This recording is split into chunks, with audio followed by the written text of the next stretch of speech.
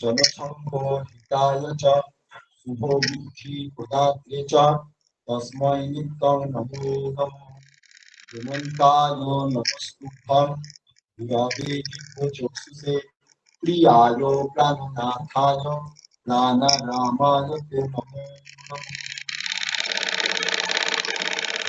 यस्यो प्रसादात् भगवत् प्रसादं यस्यो प्रसादात् नमोऽपि भयं स्तुवंस्तस्य यशस्वी सन्धं वन्दे गुरं श्रीचरणारविन्दम् बर्हापीडं नटवरवपु कर्णयो कर्णिकारं बिभ्राटवासो कनककुपिशं वैजयन्ति च मङ्गलम् रन्ध्राद्वेदुरगरसुधया पूरयो मृगोपवृन्दै वृन्दारण्यं सपदरमणं नाभिशति गीतकीर्तिः अहो भोगिजं स्तनपालकूटं जिघांसया पाययत् अप्पसाद्धिलेभे गतिं धातृचितां तदन्नात् त्वां वा दयालुं शरणं ब्रजे प्रसिद्धं नवनीतचौरं गोपाङ्गनाञ्च दुकूलचौरं पदाश्रितानाञ्च समग्रचौरं चौराग्रगण्डं पुरुषं रमामि नमामि राधापति पादपल्लवं वदामि राधापति नाम निर्मलं भजामि राधापति तत्त्वमप्रियं करोमि राधापति सेवनं मुदा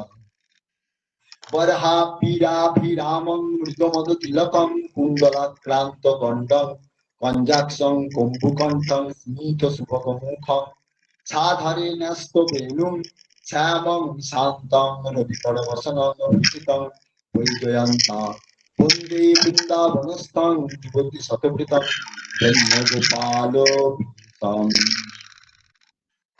ॐ वृन्दा वै तुलसीदेव वै प्रिया वै केशवस्य च विष्णुभक्तिदेवी सत्यवत्यै नमो नमः नारायणं नमस्कृत्य नरं चैव नरोत्तमं देवीं सरस्वतीं व्यासो ततो जयो मुदीरये वाञ्छाकल्पतरुभ्यश्च कृपा सिन्धुभ्य एव च पतितानं पावनेभ्यो वैष्णवेभ्यो नमो नमः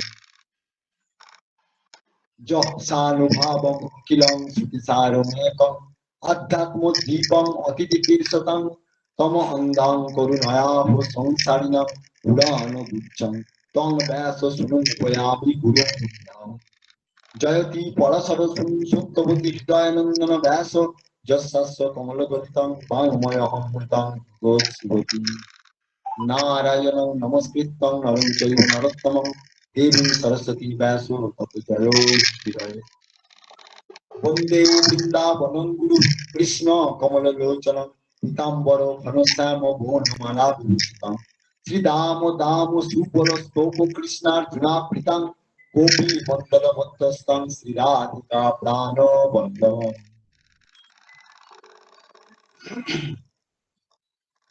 श्रीमद्भागवतं योगी अमूलपुराणं शुभं यस्य श्रवणोद्धयनमात्रेण गोविन्दे लभते रतिम् श्री रूप सनातन भट्ट रघुनाथ श्री जी गोपाल भट्ट दास रघुनाथ এই ছয় গোসাই করি চরণ বন্দন যাহা হইতে বিঘ্ননাশ অভীষ্ট কারুণ্য কল্পলতিকে কারুণ্য কল্পলতিকে ললিতে নমস্তে রাধা সমান গুণ চাতুরীকে বিশাখে তাং নৌমি চম্পক লতে অচ্যুত চিত্ত চৌবর বন্দে বিচিত্র চরিত্রে সখী চিত্র শ্রীরঙ্গদেবী দয়িতে প্রণয়াঙ্গর তুভ্যং নমস্তু সুখলাস্য চরিত সুদেবী বিদ্যা বিনয় সদনীয়সি চ তুঙ্গ বিদ্যে পূর্ণাঙ্গ খণ্ড নকরে সুসখী ইন্দু লেখে সুসখী ইন্দু লিখে সুসখী ইন্দু বাপ্পাই লিখে খুব ভালো বাবাই তো তাই জন্য মারামারি করে না। ভজ গুরু হেমন্ত দেব রাধে শ্যাম জপ হরে কৃষ্ণ হরে রাম ভজ গুরু হেমন্ত দেব রাধে শ্যাম জপ হরে কৃষ্ণ হরে রাম ভজ গুরু হেমন্ত দেব রাধে শ্যাম জপ হরে কৃষ্ণ হরে রাম রাধে শ্যাম শ্যাম শ্যাম রাধে রাধে রাধে কৃষ্ণ কৃষ্ণ কৃষ্ণ রাধে রাধে রাধে শ্যাম শ্যাম শ্যাম রাধে রাধে রাধে কৃষ্ণ কৃষ্ণ কৃষ্ণ রাধে রাধে রাধে শ্যাম শ্যাম শ্যাম রাধে রাধে, রাধে কৃষ্ণ কৃষ্ণ কৃষ্ণ রাধে রাধে। গুরুবার প্রণমস্তু, গুরুবার প্রণমস্তু, গুরুবার প্রণমস্তু। রাধা কৃষ্ণার প্রণমস্তু, রাধা কৃষ্ণার প্রণমস্তু, রাধা কৃষ্ণার প্রণমস্তু। জয় গুরু আমি জিজ্ঞেস রাধে করছিলাম শ্যাম। মারামারি হলো কিনা। বলছে, হয়নি। আমার তোর মেয়ে পুরো খুঁজছে বউ হয়ে গেছে। পরম আরাধ্য, মা যখন আমাকে 10 বার পরম প্রেমাস্পদ, আমার জীবনের জীবন, আমার একমাত্র গতি, যিনি ইহকালে এবং পরকালের সেই বন্ধু, তিনি সর্বগুণের আধার, আমি যখন ফোন করেছি সর্বরূপের আধার, সর্বলীলার আধার, সর্ব মহিমার আধার, সর্বকরুণার আধার, সর্বদয়ার আধার, সেই ভগবান বৈকুণ্ঠের অধিপতি তথা শ্রী গোলকের অধীশ্বর, সেই ভগবান আমাদের অখিল ভারত ভাই ভগবত সঙ্গে গুরুধাম রায় রামচন্দ্রপুর গ্রামে গুরুকুল হেমন্তাশ্রমে বাসুদেব নিকেতনে পরমহংস ঠাকুর শ্রী শ্রী হেমন্তদেব নামে আবির্ভূত হয়েছেন। সেই ভগবান পরমহংস ঠাকুর হেমন্তদেব জীবের শ্রী চরণে জানায় অনন্ত কোটি সাষ্টাঙ্গ প্রণাম। ঠাকুরের অভেদ আত্মা, পরমেশ্বরীয় পরমেশ্বর শ্রী যুগল কিশোর, নিত্য কিশোর কিশোরী, সেই ভগবতী ভগবান শ্রী শ্রী রাধা সর্বেশ্বর জীবের শ্রী চরণে জানাই অনন্ত কোটি সাষ্টাঙ্গ। ঠাকুরের অভেদ আত্মা রাধা দামোদর তথা মা তুলসী শ্রী চরণে জানাই অনন্ত কোটি সাষ্টাঙ্গ প্রণাম। ঠাকুরের অভেদ আত্মা বাংময় মূর্তি শ্রী শ্রী ভাগবত মহাপুরাণ জীবের শ্রী চরণে জানাই অনন্ত কোটি সাষ্টাঙ্গ প্রণাম। ঠাকুরের অভেদ আত্মা ভগবান ব্যাসদেব এবং তার সুযোগ্য পুত্র শ্রী সুখদেব গোস্বামী জীবের শ্রী চরণে জানাই অনন্ত কোটি সাষ্টাঙ্গ প্রণাম। ঠাকুরের অংশ সম্ভূত সকল বৈষ্ণব ভক্তবৃন্দের তথা সকল মা বাবাদের শ্রী চরণে জানাই অনন্ত কোটি সাষ্টাঙ্গ।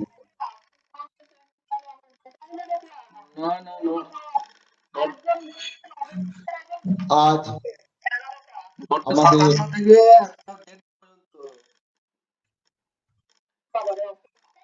অখিল ভারত ভাই ভগবত সঙ্গে গুরুধামে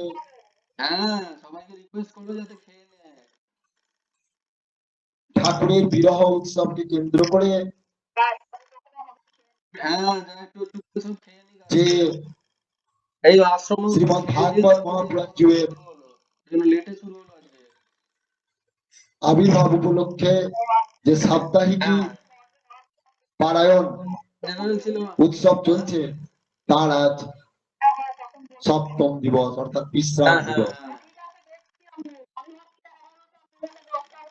তাছাড়াও আমাদের অখিল ভারত ভাই ভাগবত সঙ্গে মা রাধারানীর নবমঙ্গলার মহা উৎসবে আজকে নবম দিবস, সেটিও আজকে অষ্টসখীর মধ্যে মা রাধারানীর প্রিয় সখী সুদেবীজির আবির্ভাব তিথি পালিত হচ্ছে। তাই সেই নবমঙ্গলার আজ বিশ্রামের দিন।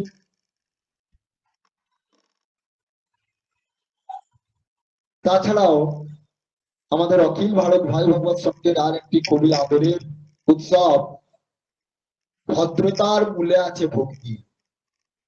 আজকে আর একটি অনুষ্ঠানটির নাম হচ্ছে ভদ্রতার মূলে আছে ভক্তি। এই উৎসবটিও আমাদের পালিত হচ্ছে। তাই আজও আমাদের এতগুলি যোগ উপস্থিত হয়েছে। আমরা সেই ঠাকুরের আদরের বাণীর মধ্যে দিয়ে আমরা সেই ভাগবত কথায় প্রবেশ করব। প্রথমেই আমরা আজকে ঠাকুরের বাণী শ্রবণ করব।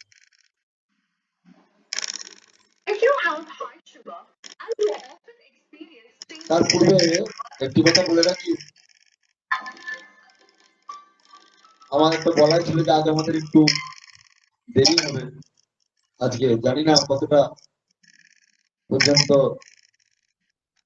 ভাগবত কীর্তন করতে পারবো বা ভক্তরা শুনতে পারবে। তবে আমাদের আজকে আবার তাছাড়া যে গ্রহণ লাগছে, গ্রহণটা বোধ হয় পৌনে দশটা নাগাদ লাগছে। এমনি শাস্ত্রে বর্ণিত আছে যে গ্রহণের সময় আমাদের হরিনাম সংকীর্তন, ভাগবত পাঠ বা নাম জপ এইসব করতে হয়। যাই হোক, আমাদের আজ সুন্দর যোগটি পড়েছে, সেই জন্য আমাদের ভক্তদের ইচ্ছা যে আজকে যেন একটু বেশিক্ষণ হয়। সেই উপলক্ষে আমাদের গ্রহণের পূর্বে সব প্রসাদ পেয়ে নিল, সেই জন্য আমাদের একটু দেরি হলো আর কি। হ্যাঁ, ওই জন্য আরম্ভ হতে দেরি হলো। যাই হোক, আর সমস্ত মা বাবাদের উদ্দেশ্যে বা সমস্ত ভক্তবৃন্দের উদ্দেশ্যে আর একটি কথা বলে রাখি, যে আমাদের যেটা আমার গতকাল বলা উচিত ছিল, তো তাও আমি আজকে বলছি।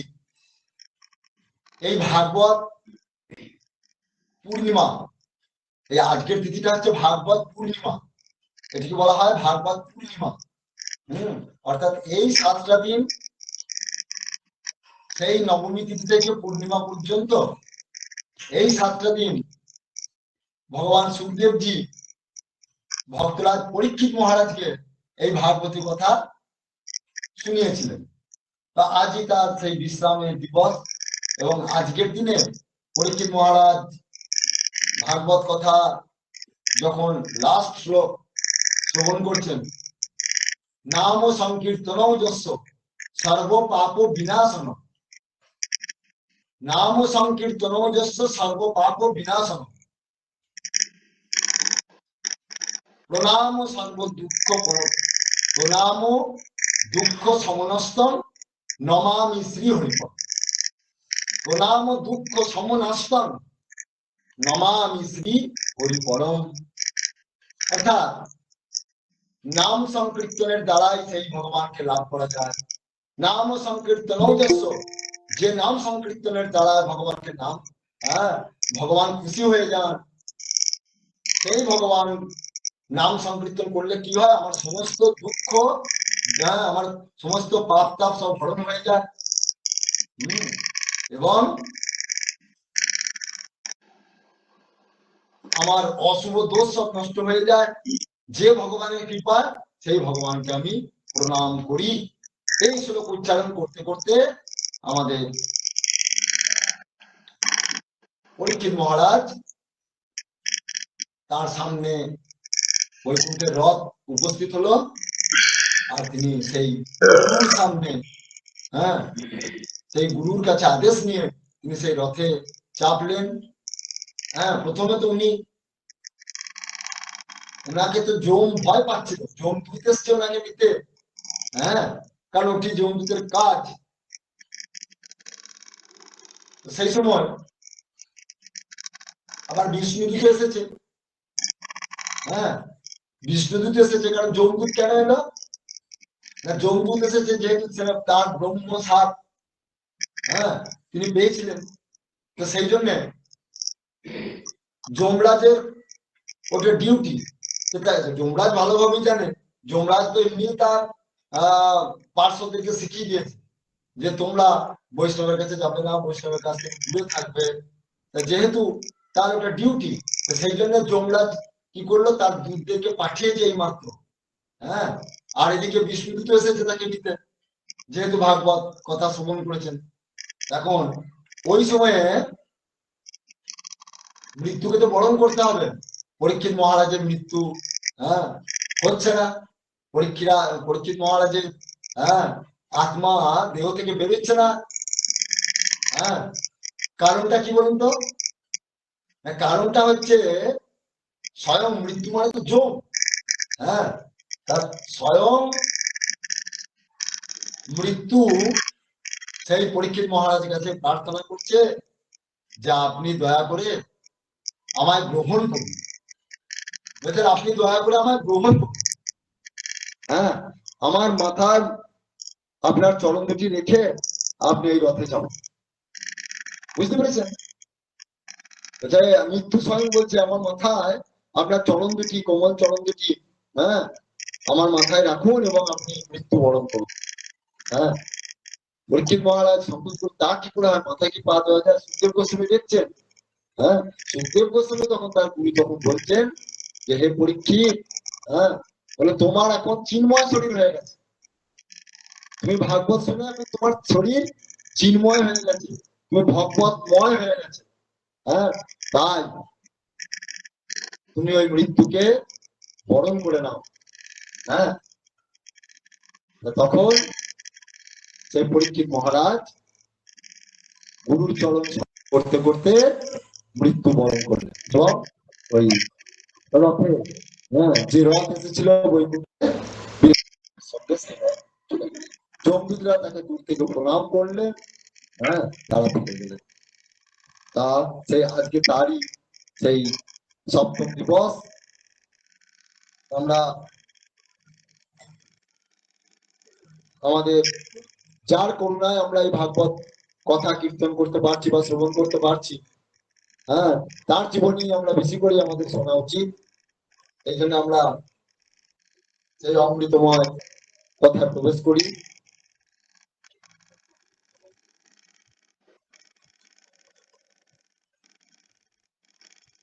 কাল কি পর্যন্ত হয়েছিল?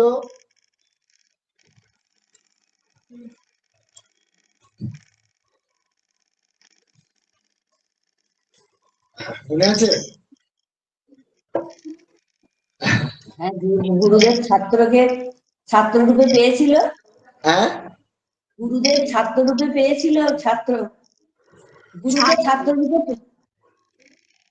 গুরুকে ছাত্ররূপে পেয়েছিলেন। আচ্ছা, বাহ, আচ্ছা, বলছেন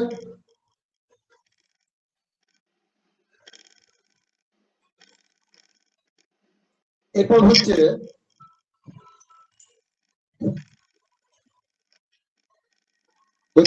ভগবান নিজে বলছেন, আমাদের ঠাকুর বলছেন যে অতি তুচ্ছ বিষয় যদি ভক্তিযুক্ত হয়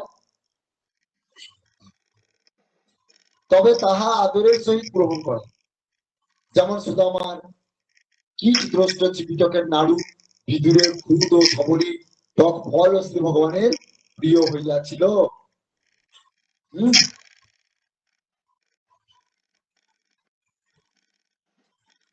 একটু আগে থেকে পড়বো, বুঝে যাচ্ছে তো?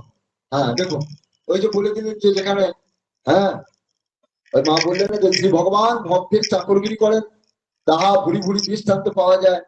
আমার জীবনী আমার শিক্ষাগুলি যেমন আমার ছাত্ররূপে আসিয়া আমার সেবা করিয়া গেলেন, তাহা আমি সর্বদিক দিয়া ধরিতে পারিয়াছি। তাহার আচার আচরণে, ব্যবহারে, বুদ্ধিতে ও ভালোবাসা, এমনকি তাহার শারীরিক গঠন ও অবয়বেও তিনি ধরতে পেরেছেন। যাহা হোক, বলিবার উদ্দেশ্য শ্রী ভগবান কৃতজ্ঞ নন, তিনি কৃতজ্ঞ। তিনি ভক্তের কিছুই লইয়া রাখেন না, তিনি তাহার ভক্তদের সবকিছুই ফিরিয়াইয়া দেন। এমনকি তিনি তাহার নিকট অল্প পাইলেও ভুজিদাতা, অর্থাৎ তিনি অল্পের বিনিময়ে প্রচুর দিয়া থাকেন। তুচ্ছ পাইলেও ভালো দেন, কারণ তাহার নিকট পাওয়াটারই গুরুত্ব, হ্যাঁ, ভালো মন্দের গুরুত্ব নাই। এই পর্যন্ত কালকে হচ্ছে, তাই তো? এরপরে বলছেন অতি তুচ্ছ বিষয়েও যদি ভক্তিযুক্ত হয় তবে তাহা আদরের সহিত গ্রহণ করে ভগবান। যেমন সুদামার কীটগ্রস্ত চিপিটকের নাড়ু, হ্যাঁ, বিদুরের খুদ ও সবরীর টক ফল শ্রী ভগবানের প্রিয় হইয়াছিল। শ্রী ভগবানের আবার অভাব কি আছে? আর প্রিয়ই বা কি আছে? তাই না? ভগবানের অভাবও কিছু নাই, আর কোনো কিছু প্রিয়ও নাই, সবই তো তার। কিন্তু তা নয়, আসল হইল ভক্তি। যেমন মা গঙ্গার অভাব কিছু আছে? কিছুই নাই, তথাপি তিনি ভক্তিযুক্ত ভক্তের পিউরি ভালোবাসেন। পিউরি ভালোবাসেন, পিউরিটা কি জানেন? হ্যাঁ, ঠিক, পিউরি মানে হচ্ছে হলুদ বস্তু। হ্যাঁ, বাহ, ব্যতিক্রম, পিউরি অস্ত্র।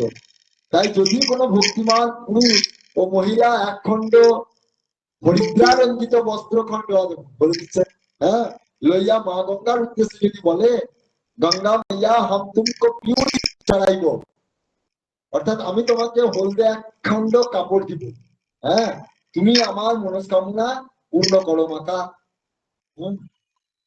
তাহাতেই মা গঙ্গা ভক্তের মনস্কাম পূর্ণ করিয়া থাকে। হ্যাঁ, আর ভক্তবাঞ্ছা কল্পতরু শ্রী ভগবান তো তাহা করিবেন।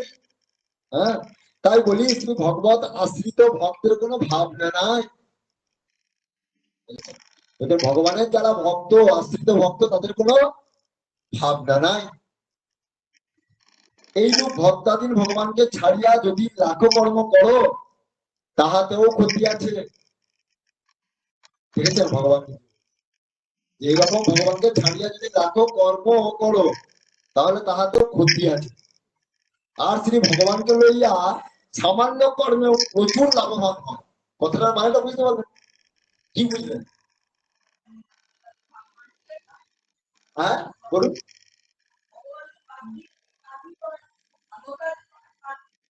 হ্যাঁ, হ্যাঁ,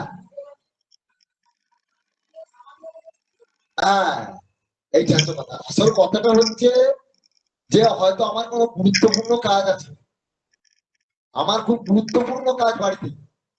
হ্যাঁ, এখন যদি কেউ শুদ্ধ ভক্ত হয়, তা সে যত গুরুত্বপূর্ণ কাজ না, সে কিন্তু ঠাকুরের সেবা ছাড়বে না, হরিনাম ছাড়বে না, ভাগবত ছাড়বে না।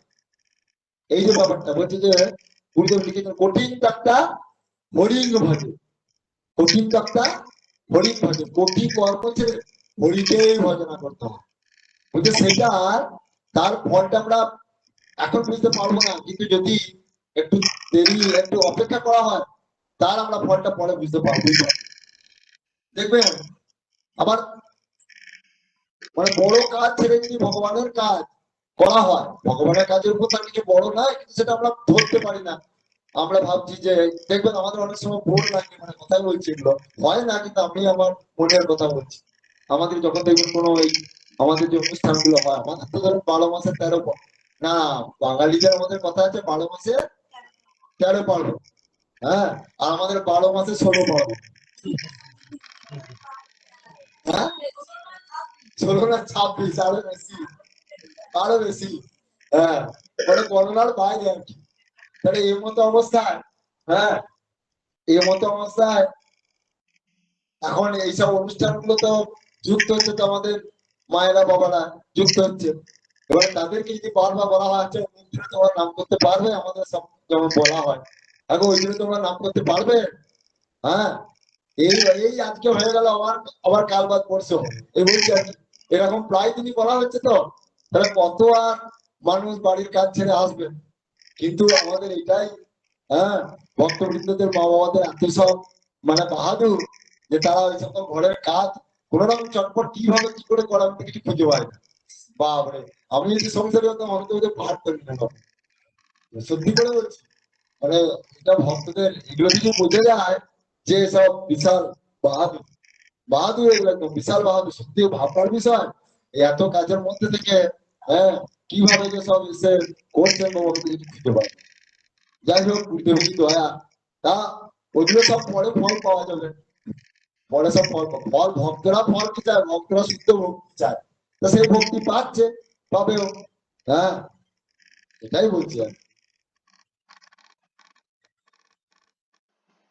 শ্রী ভগবানের আবার ভাবনা কি আছে, হ্যাঁ, শ্রী ভগবানের আবার অভাব কি আছে?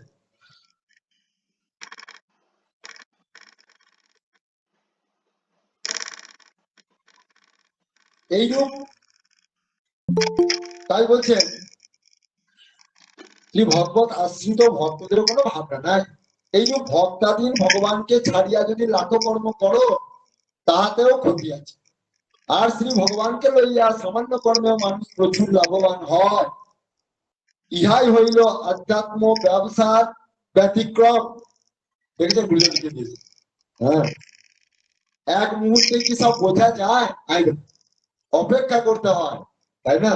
অপেক্ষা করতে আমাদের প্রথম প্রথম মনে হবে, বাবরে আমাদের সংসারে কাজকর্ম নাই, এ শুধুমাত্র আশ্রম আশ্রম করলে হবে? আমাদের সব গার্জেনরা সব বলবে, তারা সব অনেক গার্জেনরা বলবে, কিন্তু যারা এর লাভবান পাচ্ছে তারা তার মধ্যে বুঝিয়ে বলতে পারবে না তাদেরকে কি লাভবান হচ্ছে, কি আনন্দ। সেটা বলছে যে অপেক্ষা করলে বোঝা যায়। যেমন সবরী সবরী অপেক্ষা করেছিল বিশ্বাস করে গুরুর কথায়, গুরুর কথা অপেক্ষা করেছিল, তবে তো শেষ করে রামনীতিকে পেল, সে পরম পদকে পেল, তাই না? হ্যাঁ, এটাই শাস্ত্র প্রমাণ। এক মুহূর্তে কি সব বোঝা যায় না জানা যায়? সেই জন্য দীক্ষার মর্ম বুঝিতে সময় দিতে হয়। দীক্ষার মর্ম প্রথম প্রথম বোঝা যায় না। দেখবেন আমাদের অনেকের একটা সিস্টেম থাকে, অনেকে কি ভাবে বলুন তো, অমুক গুরুর নাম আছে, একবার চলে যায় দীক্ষাটা নিয়ে আসি, দীক্ষা নিলেই সব হয়ে যাবে। কোথায় বলছি, দেখা গেল দুদিন দীক্ষা নেওয়ার পরে হয়তো ব্যবসা লস হয়ে গেল বা কিছু একটা ইয়ে হলো, ব্যাস তখন তার ভক্তিও কিন্তু বন্ধ থেকে চলে গেল। ভাববে যে এ আবার কি হলো, কি এ আবার কি হলো, ওখানে দীক্ষা নিতে গেলাম আমার উন্নতি, উন্নতি না হয় আমার অবনতি হয়ে গেল, ব্যাস আমার ভক্তিও হয়ে গেল, দীক্ষা বিক্ষা বিদ্বেষে চলে গেল। হ্যাঁ, আবার হয়তো দেখা গেল চলো আবার অন্য কোনো গুরু খোঁজো, অনেকে নাম করে, তো চলো আবার আবার বলতে গেলে আর এক নাম করা গুরু কাছে গেল, খুব জাগ্রত গুরু, ওখানে যাই, সেখানে কেউ গেল, সেখানে গিয়ে দেখা গেল লস হলো। আরে বাবা এসব কিছু মেনটেন্স এমন হয়ে গেল তো নাচ দিতে পরিণত হবে নাকি, এরকমই হয়। সেই জন্যই সেই জন্যই না উত্তম সাধু সঙ্গটা খুব দরকার। সাধু সঙ্গটা খুব দরকার। দীক্ষার প্রয়োজনীয়তা কি? আমাদের সাংসারিক উন্নতির জন্য দীক্ষা নয়, দীক্ষাটা হচ্ছে আমাদের আত্মিক উন্নতির জন্য। হ্যাঁ, আত্মিক উন্নতি হলে সংসারেরও উন্নতি হবে, সময় লাগবে। এখন যাদের সুকৃতি ভালো তারা দীক্ষা নেওয়ার পর তাড়াতাড়ি উন্নতি হবে তাদের, যাদের বহু জন্মের আহ প্রচুর পূর্ণ করেছে, প্রচুর সুকৃতি লাভ করেছে, তারা হয়তো দীক্ষা নেওয়ার পরে চট করে হয়তো দেখা গেল তারা ভগবানের ভক্তিও লাভ হলো, তার সঙ্গে সাংসারিক উন্নতি হলো। কথা বলছি। আবার অনেকের হয়তো পূর্ব জন্মের খুবই স্মৃতি খারাপ, হ্যাঁ তেমন নিয়ে নেয়, কিন্তু সে গুরু দীক্ষা নিল, দীক্ষা নেওয়ার পর হ্যাঁ তার হয়তো কিছুদিন কিছু একটু সংসারে মালক যাচ্ছে কিছু, হ্যাঁ তার কিছু ঘাত প্রতিঘাত হচ্ছে, ওই সেই সময় না ওই জোর করে নামকে ধরে রাখতে হবে। হ্যাঁ, ওই নাম করতে, নামকে যদি বিশ্বাস করে যদি ধরে রাখে, চরণ স্মরণ করে, তাহলে দেখবেন ওই ঝড় একবারে কোন দিকে চলে যাবে। ঝড় কি চিরকাল এক থাকে? ঝড় তো থামবে, ঝড় থামবেই থামবে। আমাদের সংসারে দুঃখ আসুক, আপনি আপনি দীক্ষা নেন বা না নেন, দুঃখ আসবে আবার দুঃখ যাবে, এটা সংসারের নিয়ম। আপনি দীক্ষা নেন বা না নেন, সুখ আসবে আবার সুখ যাবে। দীক্ষার সঙ্গে কোনো সম্পর্ক নাই, দীক্ষার সঙ্গে একটাই সম্বন্ধ, ভগবান। দীক্ষার সঙ্গে একটাই সম্বন্ধ, ভগবান। ওই জন্য সাধুদের কাছ থেকে, সাধুদের কাছে কি চাইতে হয়?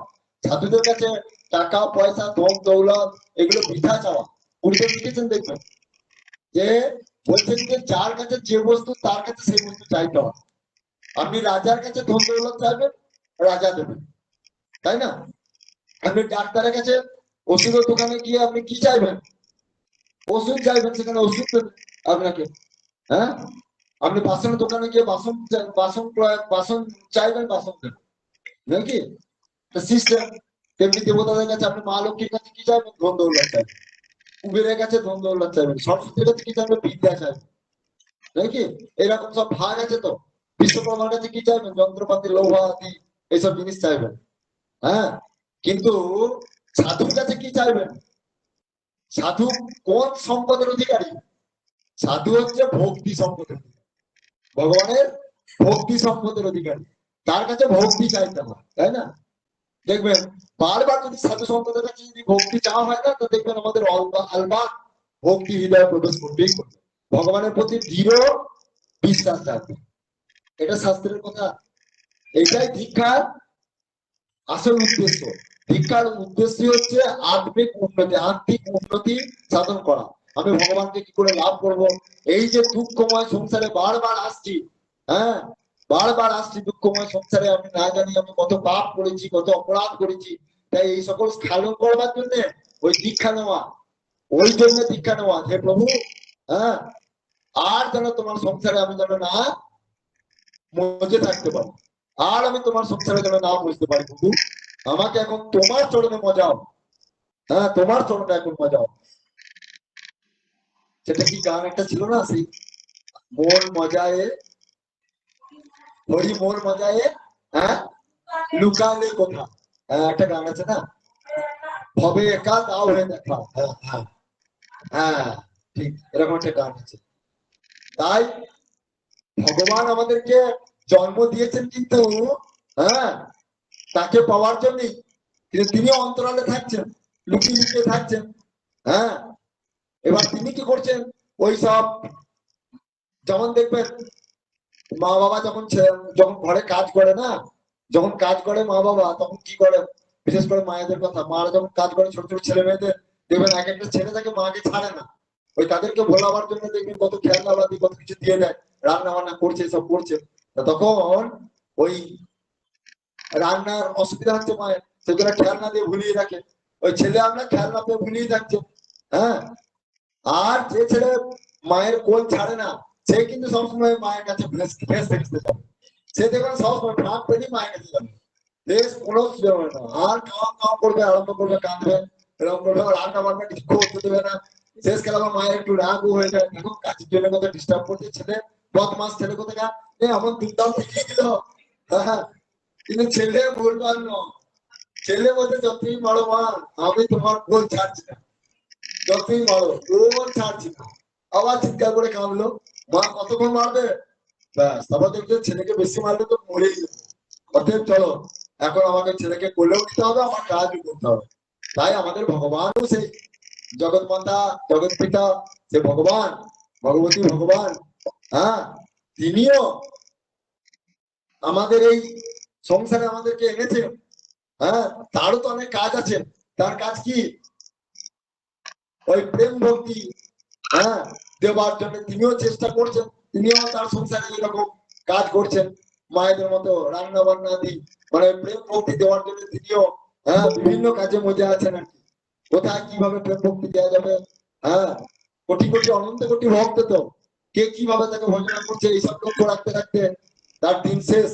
হ্যাঁ, ওইভাবে দিন তার গড়িয়ে যাচ্ছে, এখন ওইভাবে কি করছে যে না, ছেলেগুলোকে সব ভোলা, এই জন্য মায়া আমাদেরকে মায়া দ্বারা এই সংসারে ভুলিয়ে রেখেছে, মায়া দ্বারা ভুলিয়ে রেখেছে, গাড়ি বাড়ি আত্মীয় স্বজন তাদের ভালোবাসাতে আমরা একবারে মজে যাচ্ছি, একবারে ভগবান ভগবান ছাড়ো, চলো এখন সংসার করি এখন, তারপরে শেষকালে সে বুড়ো বয়সে দেখা যাবে, আর বুড়ো বয়স যখন এলো ব্যাস তখন তো কাজ করা সব চলেই গেল, তখন আর নামও বেরোবে না, তখন কৃষ্ণ আর বেরোবে না, কৃষ্ণ কৃষ্ণ করতে করতে ব্যাস হয়ে গেল হঠাৎ ডুম। তাই না, এগুলো বাস্তব, দেখবেন। হ্যাঁ, আবার বলছেন কি, যে শাস্ত্রে বলছেন যে আমাদের যেটা জন্ম থেকে যেটা আমরা অভ্যাস করবো বুড়ো বয়সে, সেটাই অভ্যাসে সেই সেই জিনিসটাই থাকবে, এটা স্বাভাবিক। দেখবেন যে যেটা অভ্যাস করে না তার একটা, হ্যাঁ দেখবেন আমাদের অনেকের মুদ্রা দোষ থাকে, মুদ্রা দোষ থাকে দেখবেন।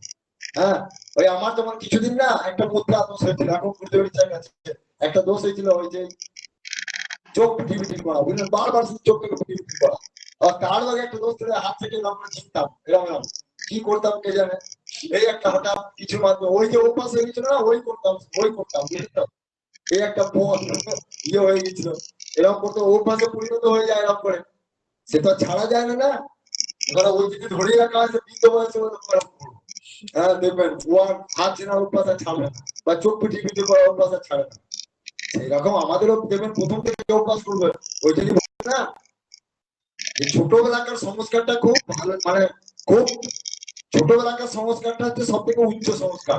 ছোটবেলাতে মন সাদা কাগজের মতো থাকে, ওই জন্য ছোট ছোট ছেলেদেরকে কি করতে হয়, ছোট ছোট ছেলেদেরকে এই ভগবত পথে ভগবানের কথা, ভক্তদের কথা, সাধু মহাত্মাদের কথা, মহাপুরুষদের কথা বেশি করে ওই শুনতে শুনতে শুনতে শুনতে শুনতে ওই যে মন তৈরি হয়ে যায়, তো দেখবেন আমরা ওই বুড়ো বয়স পর্যন্ত তার ওই টেস্ট করবে।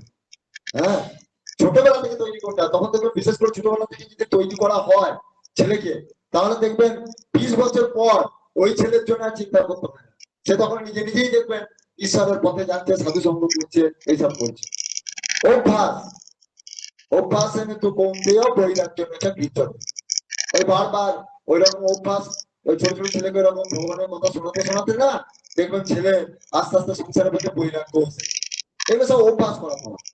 হ্যাঁ, তাই তাই কার কাছে একটা জিনিস শুনলাম, এই যে দিদি বললে, তুমি তো বললে, দিদি বলছে যে মহারাজ এই ভাগবতের সত্যি একটা ভাগবতের কি গুণ তো? আমি বলছি কেমন? বলছে হ্যাঁ বিশাল গুণ। বলছে এই ভাগবত শুনে আমাদের অনেক অনেক ভক্ত দেখলাম, বলছে যে বাইরে শুনলাম, তা শুনছি, চারিদিকে আমি লক্ষ্য রাখছি, বলছে যে শুনছি ভক্তরা সব বলছে এই কারো সমালোচনা করা চলবে না, কেউ কারো নিন্দা করা চলবে না। বলছে ও বাইরে বলছে? বলে হ্যাঁ, দেখেছো ভাগবতের কি গুণ? বলছে কারো নিন্দা করা চলবে না, সবারই মধ্যে ভালো গুণ দেখতে হবে, সবারই মধ্যে ভালো দেখতে হবে। হ্যাঁ, এরকম বলছে, সবারই উপকার করতে হবে, বলছে এইসব বলছে। হ্যাঁ, বলছে এরকম করে আমাদের অভ্যাস করতে হবে। বাহ, এই তো ভাগবত আমাদের আস্বাদন করা সার্থক হচ্ছে, তাই না? এটাতেই ভাগবত আস্বাদন করা সার্থক। আমি আমার মনকেই বলবো যে দেখো ভাগবত শুনছি, ভাগবত কীর্তন করছি, তাই ভাগবত অনুযায়ী চলতে পারছি তো, এই চেষ্টা। হ্যাঁ, এতেই দেখবেন আমাদের মন গঠন হয়ে যাবে, এতেই আমাদের ভগবত মুখে হয়ে যাবে। হ্যাঁ, এটাই বলছি। তাই বলছেন এক মুহূর্তে কি সব বোঝা যায়, ওই জন্য একটুখানি অপেক্ষা করতে হয়। হ্যাঁ, অপেক্ষা করতে হয়, একদিনে কি হয়?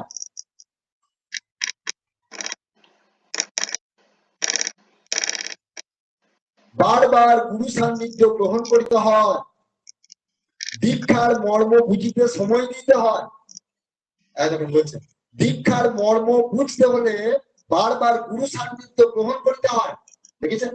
গুরুদেব উত্তর দিচ্ছে, যেমন একবার দেবতাদের মধ্যে ইন্দ্র আর অসুরদের মধ্যে বিরোচন, উভয়ে এক গুরুর নিকট তত্ত্ব গ্রহণে ইচ্ছুক হইয়া ব্রহ্মার নিকট গমন করে।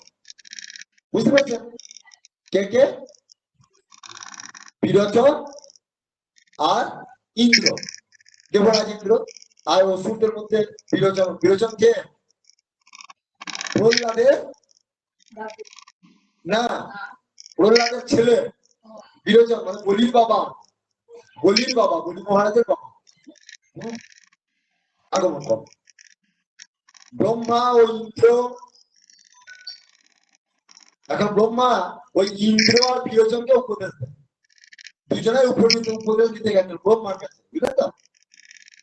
বিরোচন সেই উপদেশ লইয়া গিয়া আর একবারও গুরুর নিকট আসিল না। কে? বিরোচন। একবার উপদেশ দিল গুরুর কাছে, গুরু উপদেশ দিয়ে দিল, সে কিন্তু আর এলো না গুরুর কাছে।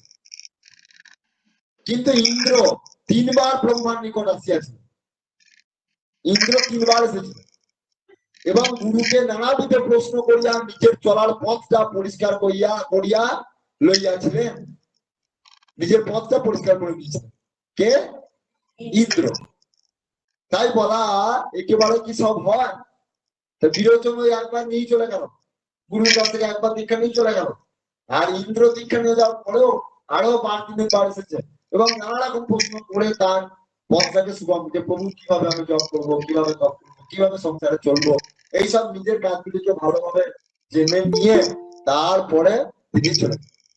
হ্যাঁ, তাহলে লাভটা কার হলো? ইন্দ্রেরই হলো। জমিতে বীজ পুঁতলে কি বৃক্ষ হইবে? জমিতে বীজটা পোতা হলো, সঙ্গে সঙ্গে গাছ হয়ে যাবে? দেখুন কত বড় প্রমাণ দীক্ষিত কৃষ্ণ উদাহরণ দিয়েছে। তাই আজকে দীক্ষা নিয়ে গেলে আমার কাল ভক্তি হয়ে যাবে তা নয়।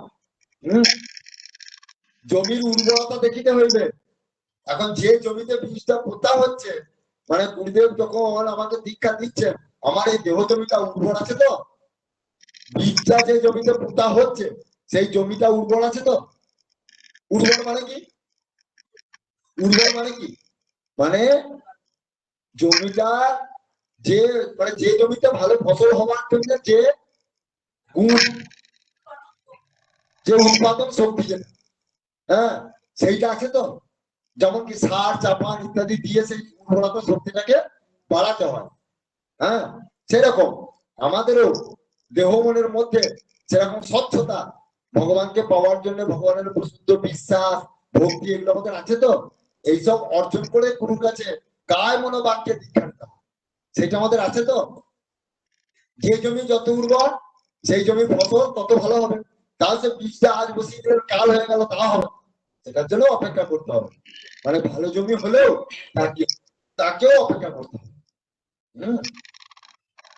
জমির উর্বরতাও দেখিতে হইবে, সে বিষয়ে কোনো ভক্তই সচেতন নয়, বুঝতে দিচ্ছেন? সে বিষয়ে সব ভক্ত সচেতন নয়, তাই দীক্ষা লইয়াও ভক্তিলতা উঠিতে বিলম্ব, ভক্তি পেতে দেরি হয়। নৌকা তীরে আসিলেই যে সেখানে স্থায়ী হইবে তাহা কোনো নিশ্চয়তা নাই।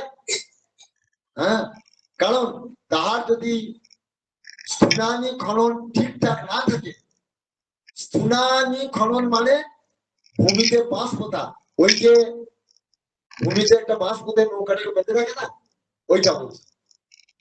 অর্থাৎ নদীতে বাঁশটি পুঁতিতে হইলে তাহাকে বারবার তোলাপাড়া করতে হয়, নচে ঠিক মতো সেটি নদীতে বসে না। সেইরূপ গুরুর নিকট জিজ্ঞাসার মাধ্যমে ইষ্ট আরাধনার বিষয়গুলি ঠিক ঠিক জানিয়া লইতে হয়, বারবার জিজ্ঞাসা করতে হয়। কিভাবে সেটা জিজ্ঞাসাটা করতে হয়? নত হয়ে তদ্ভিত্তি প্রতিপাদন পরিপ্রশ্ন উপদেশ সিদ্ধিতে জ্ঞান জ্ঞানী না তত্ত্বদর্শী না। গুরু সেবা করে তত্ত্বজ্ঞান লাভ করতে হয়। আমার আসল জিনিসটা জেনে নিতে হয় গুরুর কাছ থেকে দিন ভাবে। তাই বলছেন যে গুরুর নিকট জিজ্ঞাসার মাধ্যমে ইষ্ট আরাধনার বিষয়গুলি ঠিক ঠিক জানিয়া লইতে হয়। দয়ার গুরু সশিষ্যকে শতবার উপদেশ দিতে কুণ্ঠিত হন না। হ্যাঁ, গুরু কিন্তু শিষ্যদেরকে তৈরি করবার জন্য বারবার উপদেশ দিচ্ছেন, তোমরা ভগবানকে ভজনা করো, তোমরা ভজনা করো, তোমরা ভজনা করো, বারবার উপদেশ দিচ্ছেন। গুরু সান্নিধ্যে থাকিয়াও আমরা সব তত্ত্বটুকু সেই গুরুর নিকট হইতে গ্রহণ করিতে পারি না। কত বড় কথা! গুরুর কাছে 24 ঘন্টাই রয়েছি, বছরের পর বছর রয়েছি, কিন্তু সব গুরুর সব জিনিস কিনতে পারবো? পারবো না। কারণ হচ্ছে ততটুকুই মাত্র পারি যতটুকু আমার অধিকারী, আমরা অধিকারী। আমার যতটুকু আধার ততটুকুই নেব। হ্যাঁ, সেই চিত্ত বলই প্রথমে আমার সংগ্রহ করিতে হয়। যাহার চিত্ত বল আছে তাহার সবই। যেমন সে গুরুদেব একটা এখানে দোহাটা গুরুদেবের একটা দোহাতে আছে, मछली रहकर अगध जल में जल का कणिका पीता, गुरु के पास हरदम रहकर ऐसा धरा जानता। বলছেন শিষ্য গুরুর কাছে সবসময় রয়েছে, 24 ঘন্টা, 12 বছর, 14 বছর, 20 বছর, 50 বছর রয়েছে, কিন্তু গুরুর এইটুকু মাত্র জানলো, কিছুই জানলো না। এটাই বলছেন। সেটা কি জন্য না, আমাদের আধার অনুযায়ী আমার যতটুকু আধার আমি ততটুকু গুরুদেবের কাছ থেকে পাবো। আর গুরু তো বিশাল বিরাট, গুরুদেব লিখেছেন সেখানে যে কোন শিষ্য গুরুর কাছে থেকে যদি ভাবে মনে করেন আমি যদি 20 বছর সঙ্গ করে বলি, আমি যদি বলি যে গুরু আমি সব জেনে গেছি, গুরুর সব পেয়ে গেছি, তাহলে আমার মতো আর মূর্খ কেউ। ওই ভাবাটা একবারে পুরোপুরি বলছেন যে অত সোজা নয়। গুরু হচ্ছেন সাক্ষাৎ ভগবান, তিনি অনন্ত।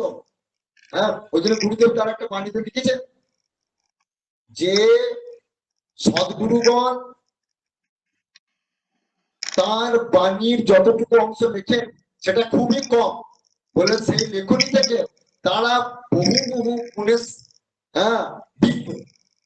সেই বাণীতে লিখেছেন বলে বহু বহু গুণে তারা বিজ্ঞ, বলে তার সামান্য মাত্রই তারা গ্রন্থকে প্রকাশ করেন, লেখেন। হ্যাঁ, চিন্তা করুন তারা কি করে সেই গুরু সব জিনিস আমরা পাবো। এইবারে যাদের আধার ভালো তারা ততটাই নিতে পারবে। মাছ মাছ নদীতে সবসময় রয়েছে, মাছের যতটুকু পেয়ে সেটা ততটুকুই নেবে। এখন 20 বছর একটা পুঁটি মাছও থাকছে, একটা রুই মাছও থাকছে, একটা কাতলা মাছও থাকছে, একটা চিংড়ি মাছও থাকছে। এবার যার আধার, যে বেশি জল পাবে ওখানে পুঁটি মাছ সে তো একটু জল খাবে, আর যে তিমি মাছ সে অনেকটা জল খাবে, সে বরং কিছুটা গুরুর সম্পত্তি পাবে। আর আমার মতে পুঁটি মাছ সে 20 বছর কেন 100 বছর থাকলেও ওইটুকুই পাওয়া যাবে। এইটাই বুঝতে বলতে চাইছেন, সে কথাই বলছেন যে যার চিত্তবল আছে তাহার সবই আছে।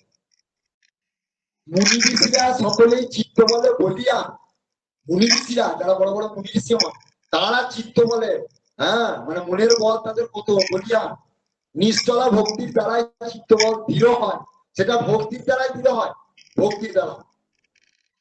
যাহাদের চিত্ত বল আছে তাহারা অসাধ্য সাধন করে, যাদের চিত্ত বল আছে তারা অসাধ্য সাধন করে। যেমন দধিচির অস্থিদান, অগস্ত্যের সমুদ্র শোষণ, চিন্তা করুন, শ্রী হনুমতের সমুদ্র লঙ্ঘন প্রভৃতি। হ্যাঁ, দধিচির ওই হাড় থেকে কি হয়েছিল? বজ্র তৈরি হয়েছিল। চিন্তা করুন, সাধুর হাড়ের কত দাম। হ্যাঁ, অগস্ত্য তখন একটা ঋষি ওটা সমুদ্রটাকে পান করে নিল, কি ক্ষমতা। আবার হনুমান একটা 7 সমুদ্রকে লাফিয়ে পার হয়ে গেল, কত ক্ষমতা। তারপরে বলছে গুরু অবজ্ঞা কোনরূপই করিতে নাই। এর পরের লাইনে দিব কি সাংঘাতিক কথা বলছেন, গুরু অবজ্ঞা কোন রূপে করিতে নাই, গুরু অবজ্ঞা করতে নাই। গুরু অবজ্ঞার ফলে মনুষ্যের কোনোদিন মঙ্গল লাভ হয় না। গুরু অবজ্ঞার ফলে ইন্দ্রকে লক্ষ্যভ্রষ্ট হইতে হয়েছিল। চিন্তা করুন, ইন্দ্র দেবরাজ হয়েও গুরু অবজ্ঞা করেছিলেন, বৃহস্পতিকে অপমানিত করেছিলেন। তাই কি হয়েছিলেন? লক্ষ্মীকে হারাইতে হয়েছিল, লক্ষ্মীভ্রষ্ট হইতে হয়েছিল। হ্যাঁ, তাই বলছেন জীবেরও নিস্তার লাগি নন্দসুত হরি, ভুবনে প্রকাশ পান গুরু রূপ ধরি। গুরু কৃষ্ণ রূপ হন শাস্ত্রের প্রমাণে, গুরু রূপে কৃষ্ণ কৃপা করেন ভক্ত করে। গুরু ঈশ্বরের পুত্র, তাই পরমেশ্বর গুরুর অবজ্ঞা সহ্য করিতে পারেন না। গুরু অবজ্ঞার ফলে মানুষ বিপাকে পতিত হয়। গুরুকে অবজ্ঞা করিলেই যে গুরু রুষ্ট হইবেন তাহার কোনো মানে নাই। গুরুকে অবজ্ঞা করলে গুরু যে রুষ্ট হবেন তার কোনো মানে নেই। সদ্গুরু তো কারোর অপরাধ নেন না। হ্যাঁ, তবে ঈশ্বর রুষ্ট হইবেনই হইবেন, কারণ গুরু হচ্ছেন ঈশ্বরের প্রিয় পুত্র। মানে কোন বাবা মায়ের প্রিয় পুত্রকে যদি কেউ আঘাত করে সে বাবা মা কতটা রাগ করে তার উপর। তাই ঈশ্বরের প্রিয় পুত্র হচ্ছে গুরু, তাহলে তাকে যদি কেউ অবজ্ঞা করে তাহলে গুরু কি তার উপর রুষ্ট হবেন না? ভগবান কি তার উপর রুষ্ট হবেন না? তার উপর রুষ্ট হবে। গুরুর আর না রুষ্ট হলেও ঈশ্বর রুষ্ট হইবেনই হইবেন। ত্যাগী গুরু শিষ্যের মঙ্গল, ত্যাগী গুরু যিনি ত্যাগী গুরু সদ্গুরু, শিষ্যের মঙ্গল ছাড়া আর কিছুই চাহেন না। ভোগী বিষয় গুরুর কথা স্বতন্ত্র, যারা ভোগী গুরু তাদের কথা আলাদা। মানুষ স্বীয় ইচ্ছায় গুরুগিরি করিলে বন্ধন দশা প্রাপ্ত হয়। বলে মানুষ যদি নিজের ইচ্ছায় গুরুগিরি করে, হ্যাঁ, তাহলে সে বন্ধন দশা, অর্থাৎ এই সংসারে বন্ধন দশা প্রাপ্ত হবে। বারবার এই সংসার চক্রেতে আসবে যাবে। জীবন মুক্ত পুরুষরাই যথার্থ গুরু হইবার যোগ্য। গুরু হওয়া তো সহজ ব্যাপার নয়, কারণ গুরু শিষ্যের পাত্তাপ নেবে। হ্যাঁ, গুরুকে ভগবানের আদেশ পেতে হবে, তবে গুরুগিরি করে সাজবে। না হলে ওই বারবার সংসার চক্রে বারবার আবদ্ধ হবে, সংসার চক্রে বারবার সে নরকগামী হবে। জীবন মুক্ত পুরুষরাই যথার্থ গুরু হইবার যোগ্য। গুরুগুলিটাও তাহাদের প্রারব্ধ কর্ম, অর্থাৎ যারা গুরুরূপে পৃথিবীতে আবির্ভূত হন, সদ্গুরুগণ বা মহাত্মা পুরুষ যারা গুরুগিরি করেন, ত্যাগী পুরুষরা বললেন তাদের ওই গুরুগিরি করাটা না একটা প্রারব্ধ। একটা ঘটনার কথা মনে পড়ছে, গুরুদেব বলতেন বলছেন জানো, বলছেন যে গুরু হওয়া মুখের কথা নয়। হ্যাঁ, বলছেন যে ওই আগেকার দিনে ওই যে প্রাচীন যুগে না ওই মহান ঋষিদের মধ্যে ঝগড়া, যে আমাদের যেমন অনেক সময় মা বাবাদের মধ্যে সব ঝগড়া হয় না, মাঝে মাঝে একটু করে খুঁটিনাটি লাগে, আবার সব ঠিক হয়ে যায়। তো সেরকম দেবতাদের মধ্যেও হয়, আবার ঋষি মুনি সাধুদের মধ্যেও এরকম হয়। তো বলছেন যে ঋষি মুনিদের মধ্যে এরকম হয় না, তখন তারা কিভাবে আক্রমণ করে জানেন? তখন একে অপরকে ওরকম বলছে অভিশাপ দেবে, বলবে যে আরে হ্যাঁ তুমি লাখো গুরুর শিষ্য, তুমি লাখো শিষ্যের গুরু হও, মানে লাখো শিষ্যের পাপ দাম নিতে হবে তাকে। সেই কষ্ট ভোগ করতে হবে। তখন আবার উনি আবার রেখে গিয়ে তখন বললেন, তুমি কোটি শিষ্যের গুরু হও। এইভাবে সব সাপ সাপাতে চলে আর কি। এটা গুরুদেব আমাদের হাসতে হাসতে বলতেন। হ্যাঁ, বলছেন যে গুরুগিরিটা তাদের প্রারব্ধ, ওটা প্রারব্ধ। হ্যাঁ, বলছেন শিষ্যদের তত্ত্ব উপদেশ দিবার জন্যই তাহাদের দেহপাত হয় না।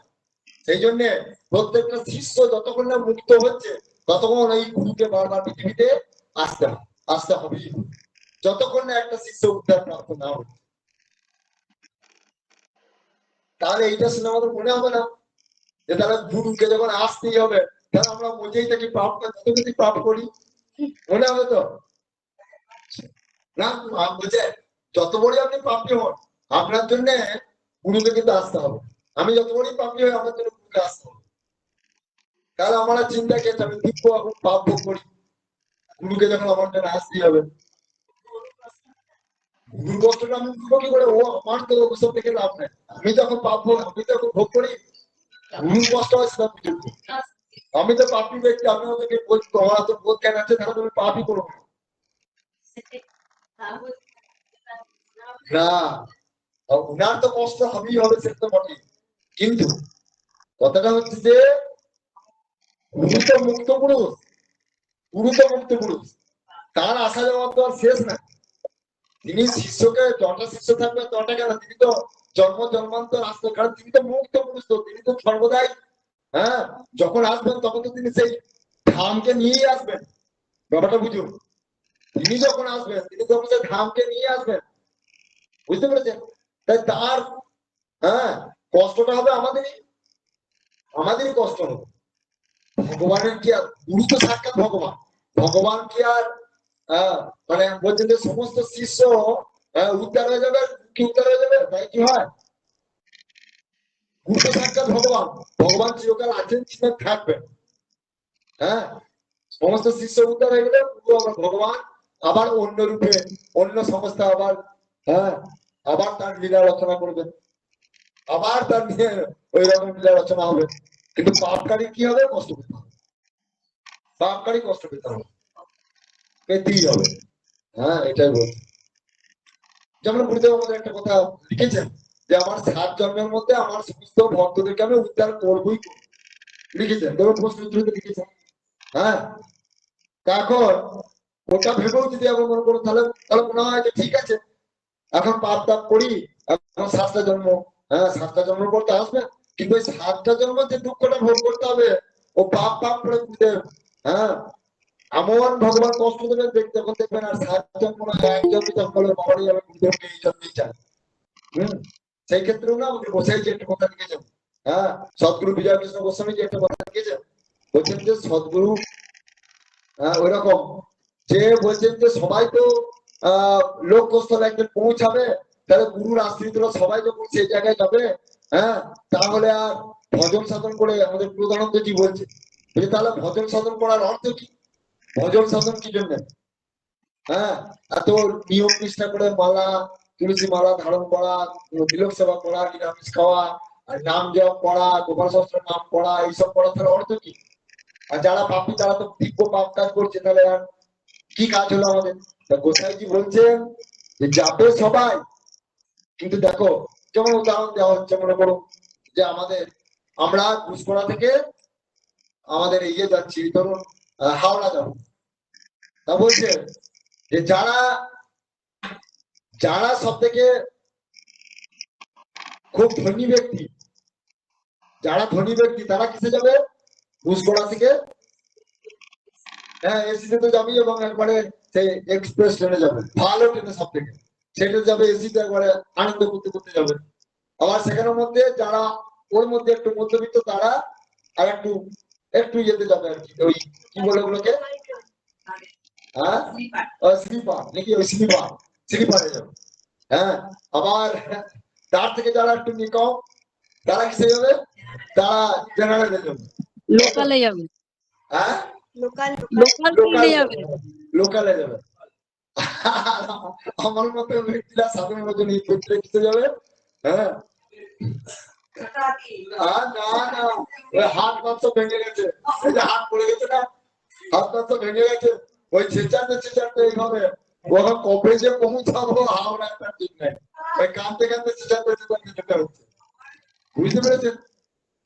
ছিঁচড়িতে যাওয়া হচ্ছে, যাচ্ছি বটে ওখানে, বাবারে কেন আমি এরকম করে যাচ্ছি, যাবো তো বটে, আমার জল চেষ্টা পাচ্ছে, জল দেওয়ার কেউ নাই, যেতে হবে, মা গো বাবা গো, তাহলে কোনটা ভালো? বাবা তখন যদি সাধন ভজন করতাম গুরু কথায়, না জানি এসিতে ফার্স্ট এসিতে কি সুন্দর দিব্য, একবারে 1 ঘন্টার মধ্যে পৌঁছে যেতাম হাওড়া। আর এই যে এখন 1 ঘন্টা তো 2 ঘন্টা দূরের কথা, এখন কতদিন লাগবে তার কোনো ইয়ে নেই, ঠিক না, তাই না? তাই পৌঁছাবে সবাই, কিন্তু ওইভাবে, বুঝতে পারে গেল? হ্যাঁ, এই জন্যই বলছেন যে, হ্যাঁ তাই তো বলি সময় থাকতে গুরুর হাত ধরো চলবে, গুরু দয়াল রুখে দেবে কোনো ভয়তে লড়বে, গুরুদেব বাড়িতে লিখেছেন। হ্যাঁ, আজকে কিন্তু গুরুদেবের বই শেষ করে ছাড়বো, তারপরে রাধারানী কথায় যাবো। আচ্ছা এই প্রসঙ্গে একটা কথা ভুলে যাবো, আমরা ভুলে গেছিলাম, ভুলে যাবো বলে, আমাদের এই যে ভাগবত সাপ্তাহিক তো আমাদের আজকে বিশ্রাম লাভ হচ্ছে, তো তা আজকে ভাগবত পূর্ণিমার মাহাত্ম্যতে বলা আছে যে এই বিশেষ দিনটিতে, মানে ওই ভাগবতের শুরু থেকে আজকে এই বিশ্রাম দিন পর্যন্ত, যারা এই ভাগবত, বিশেষ করে পূর্ণিমা, ভাগবত পূর্ণিমাতে যারা এই ভাগবত কোনো ব্যক্তিকে বা সাধু মহাত্মাদের দান করবেন, বলে তারা বহু স্বীকৃতি লাভ করবেন, আর ভগবানের প্রেম ভক্তিতে পাবেন, ভগবানকে খুশি করতে একটা বিশাল ঔষধ। তাই আপনাদের এটা আমার বলা কর্তব্য, যদি পারেন তা আপনারা ভাগবত দান করবেন। হয়তো বলবেন যে আজকের দিনটা কি করে করবো, আপনারা আজকে সংকল্প করে নিতে পারেন। সবাই কি বলছে, আমাদের ফোনেতে মা বাবারা ভক্তরা সব যুক্ত রয়েছে, তা বলছেন সংকল্প করে নেবে। তা আমাদের আবার সুবিধা আছে, কিন্তু আমাদের গুরুদেবকে সুবিধা করেছে। হ্যাঁ, মোটা মোটা ভাগবত কিনতে যান, আজকে 20,000, 20,000, 22,000, 24,000 করে সব দাম, কিন্তু আমাদের গুরুদেব গোটা ভাগবতটাকে, হ্যাঁ তিনি ভাগবতী কথা ছোট্ট বইয়ের মধ্যে লিখে দিয়েছেন, 100 টাকা মাত্র দাম। তাই যদি আপনারা কোনো ব্যক্তিকে দান করতে পারেন তা ভগবান খুব খুশি হয়ে যাবে, এটা নিয়ম আছে। আপনারা যদি মনে করেন দান করতে পারেন, তা সেই দান স্বামী স্ত্রীকে করতে পারেন, ঘরেতেই স্ত্রী স্বামীকে করতে পারেন, বাবা মা ছেলেদেরকে করতে পারে, ছেলে বাবা মাকে করতে পারে, আবার কোন ব্যক্তি সাধু সন্তকেও করতে পারে, আবার কেউ আত্মীয় স্বজনকেও করতে পারে, যে যত করতে পারবে তার ততই দাও বলো। হ্যাঁ, আজকের এই একটা মাহাত্ম। আর একটি কথা, আমাদের আজকে ভাগবত পারায়ণ বিশ্রাম লাভ করছে, আপনারা অন্তত পক্ষে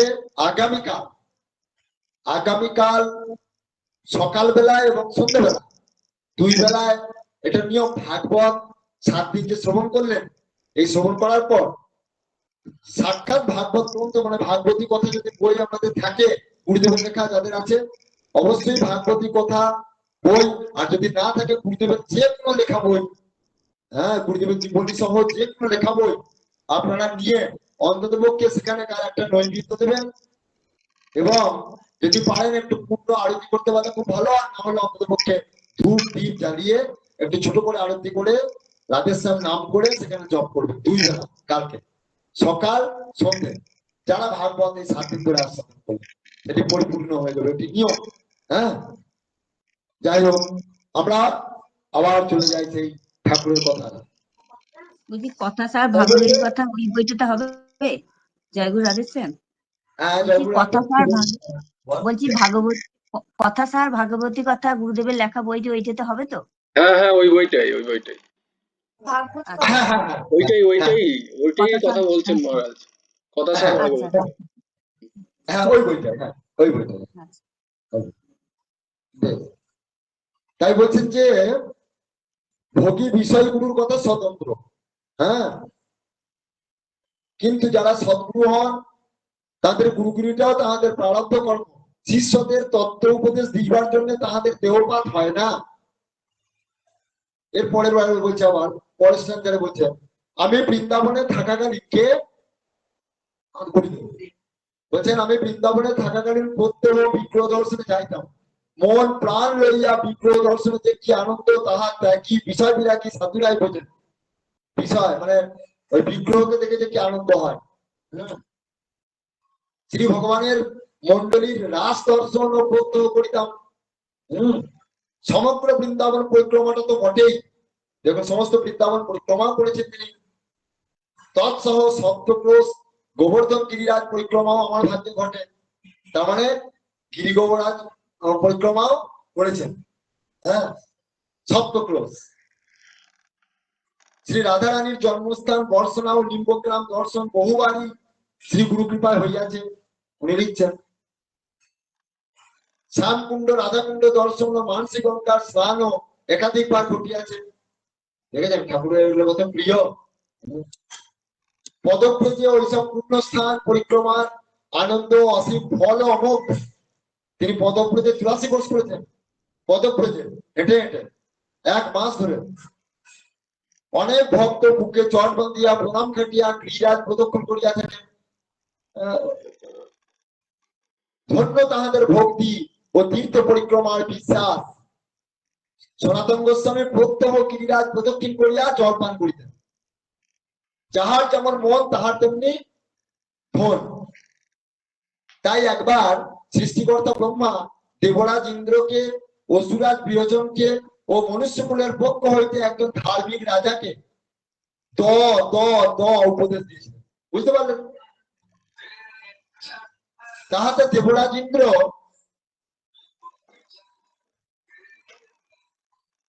তাহাদের দেবরাজ ইন্দ্র বসে থাকে, তাহাদের মনও বসে থাকে। দেবরাজ ইন্দ্র ওই দয়ের অর্থ করেন ইন্দ্র দমন করো, মানে ওই 3 জনে না ওই মানে উপদেশ দিলেন ব্রহ্মা, দ দ দ সবাই উপদেশ। প্রভু 3 জনাই বলছেন ব্রহ্মার কাছে আমাদের কিছু উপদেশ দিন। ব্রহ্মা মনে মনে ভাবলেন ঠিক আছে, বললেন যাও দ, ওই বলে দিলেন।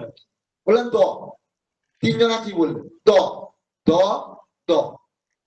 এবারে এখানে বলছেন ইন্দ্র এখন সেটা কি বুঝলেন? ইন্দ্র বুঝলেন বসে হি যস্যে ইন্দ্রিয়ানি তস্য প্রজ্ঞা প্রতিষ্ঠিতা। বলেন যাহাদের ইন্দ্রিয় বসে থাকে তাহাদের মনও বসে থাকে। বুঝতে পারলেন? যাহাদের ইন্দ্রিয় বসে থাকে তাহাদের মনও বসে থাকে। ইন্দ্রিয় কোনগুলো? হ্যাঁ, বাহ বাহ, হ্যাঁ, চোখ কান নাক জিহ্বা ত্বক, মানে 10টা ইন্দ্রিয়। দেবরাজ ইন্দ্র দেবভাবাপন্ন বলিয়া দকারের ঐরূপ অর্থ করা যুক্তিযুক্ত বুঝিয়াছেন। দেখছে আমরা দেবতা, তাহলে আমাদের যদি ইন্দ্রিয় যেমন না থাকে তাহলে আমরা কিসের দেবতা? হ্যাঁ, সেই জন্য ওনারা ঠিকঠাক বুঝেছেন, দ শব্দ অর্থ ওনারা ঠিকঠাক বুঝেছেন। আবার রজগুণ সম্পন্ন অসুররাজ বিরোচন দকারের অর্থ করেন সকলকে দয়া করো, দয়া করো। কারণ অসুর কুলের স্বভাবই হইল হিংসা করা, মার মার কাট কাট, হ্যাঁ এই সকল করা, সবাইকে মার ধর করবে এরকম। হ্যাঁ, মানে দেখবেন যারা খুব মারপিট করে, যেখানে দাঙ্গা হাঙ্গামা হয়, বলছে এগুলো সব আসরিক প্রবৃত্তি। এগুলো যারা এইসব কাজগুলো করে তাদের আসরিক গুণের বেশি থাকলে এইসব ইয়েগুলো হয়। হ্যাঁ, তাই বলছেন যে অসুর কুলের স্বভাবই হচ্ছে হিংসা করা, তাই বিরোচনের ঐরূপ অর্থ করা যুক্তিযুক্ত হয়েছে। বিরোচন ঠিকই বুঝেছেন যে আমাদের হিংসা দূর করতে হবে। হ্যাঁ,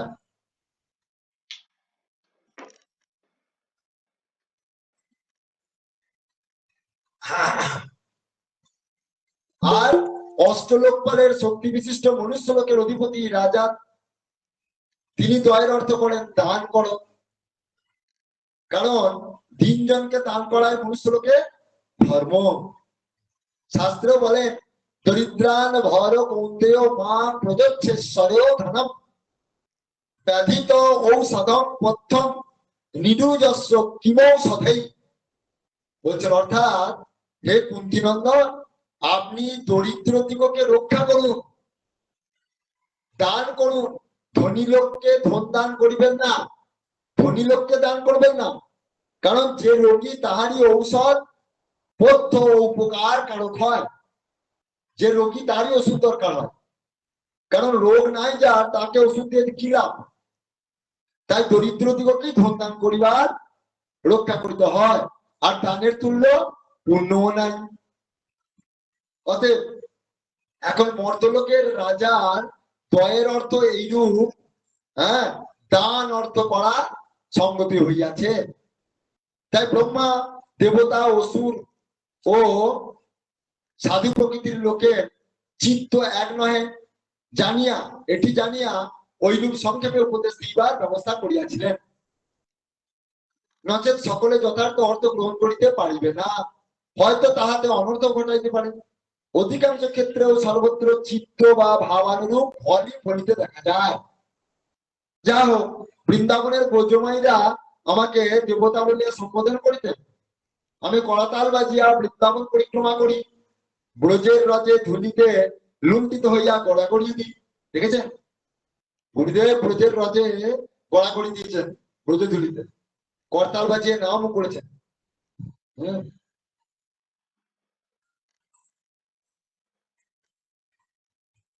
আমার বৃন্দাবনের রজে গড়াগড়ি দিতে খুব ভালো লাগে, গুরুদেব লিখেছেন। হ্যাঁ, ভক্তরা যে পথে শ্রী বৃন্দাবন পরিক্রমা করে আমি সেই পথে গড়াগড়ি দিই ব্রজের রথে। চিন্তা করতে পারছেন, ব্রজধাম ওনার কত প্রিয় দেবুন। হ্যাঁ, বলছেন যে পথে ভক্তরা পরিক্রমায় যায় সেই পথে উনি ব্রজের রথে গড়াগড়ি দিন। চিন্তা করুন। কৌমার আচরণ প্রাজ্ঞ ধর্মের ভাগবতা নিহ, অর্থাৎ ভক্তি ধর্ম কৌমার বয়স হইতে আচরণ করিতে হয় বা শিক্ষা করিতে হয়। শিশুকাল থেকেই ভক্তি ধর্ম আচরণ করিতে হয়, শিক্ষা দিচ্ছেন এটা।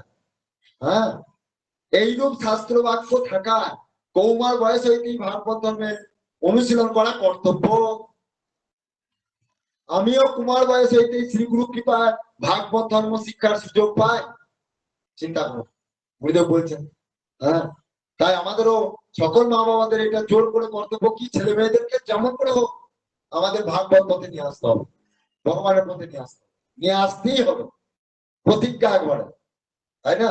তবে আমাদের দেখুন, আমাদের অনেক বেশিরভাগই বাবা মায়েরা তার ছেলেদেরকে, আমাদের পরবর্তী প্রজন্ম যেভাবে সব তৈরি হচ্ছে, সত্যি আমাদের মানে এটা একটা গর্বের বিষয় যে আমাদের ভাগবত সঙ্গে, হ্যাঁ, গুরুদেব, তার মানে কি ওইসব মা বাবারা সবাই তো ভক্তি ধর্ম আচরণ করছে, তারা আচরণ করছে, তার ফলে তাদের সেই মন ছেলেদের উপর বর্তাচ্ছে, সেই বাবা মারা সেই তাদেরকে শিক্ষা দিচ্ছে ছেলেদেরকে।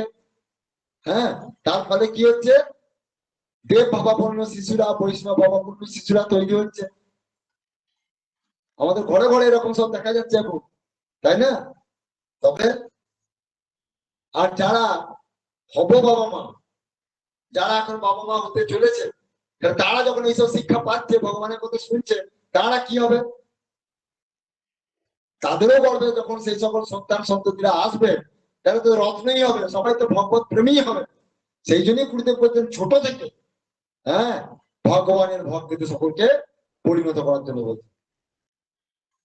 তাই গুরুদেব বলছেন আমিও কৌমার বয়স হইতে শ্রী গুরু কৃপায় ভাগবত ধর্ম শিক্ষার সুযোগ পাই, এবং মহাত্মা অশ্বিনী কুমার দত্ত মহাশয়ের ভক্তিযোগ গ্রন্থখানি আমি শৈশব হইতে অমৃত তুল্য মনে করি।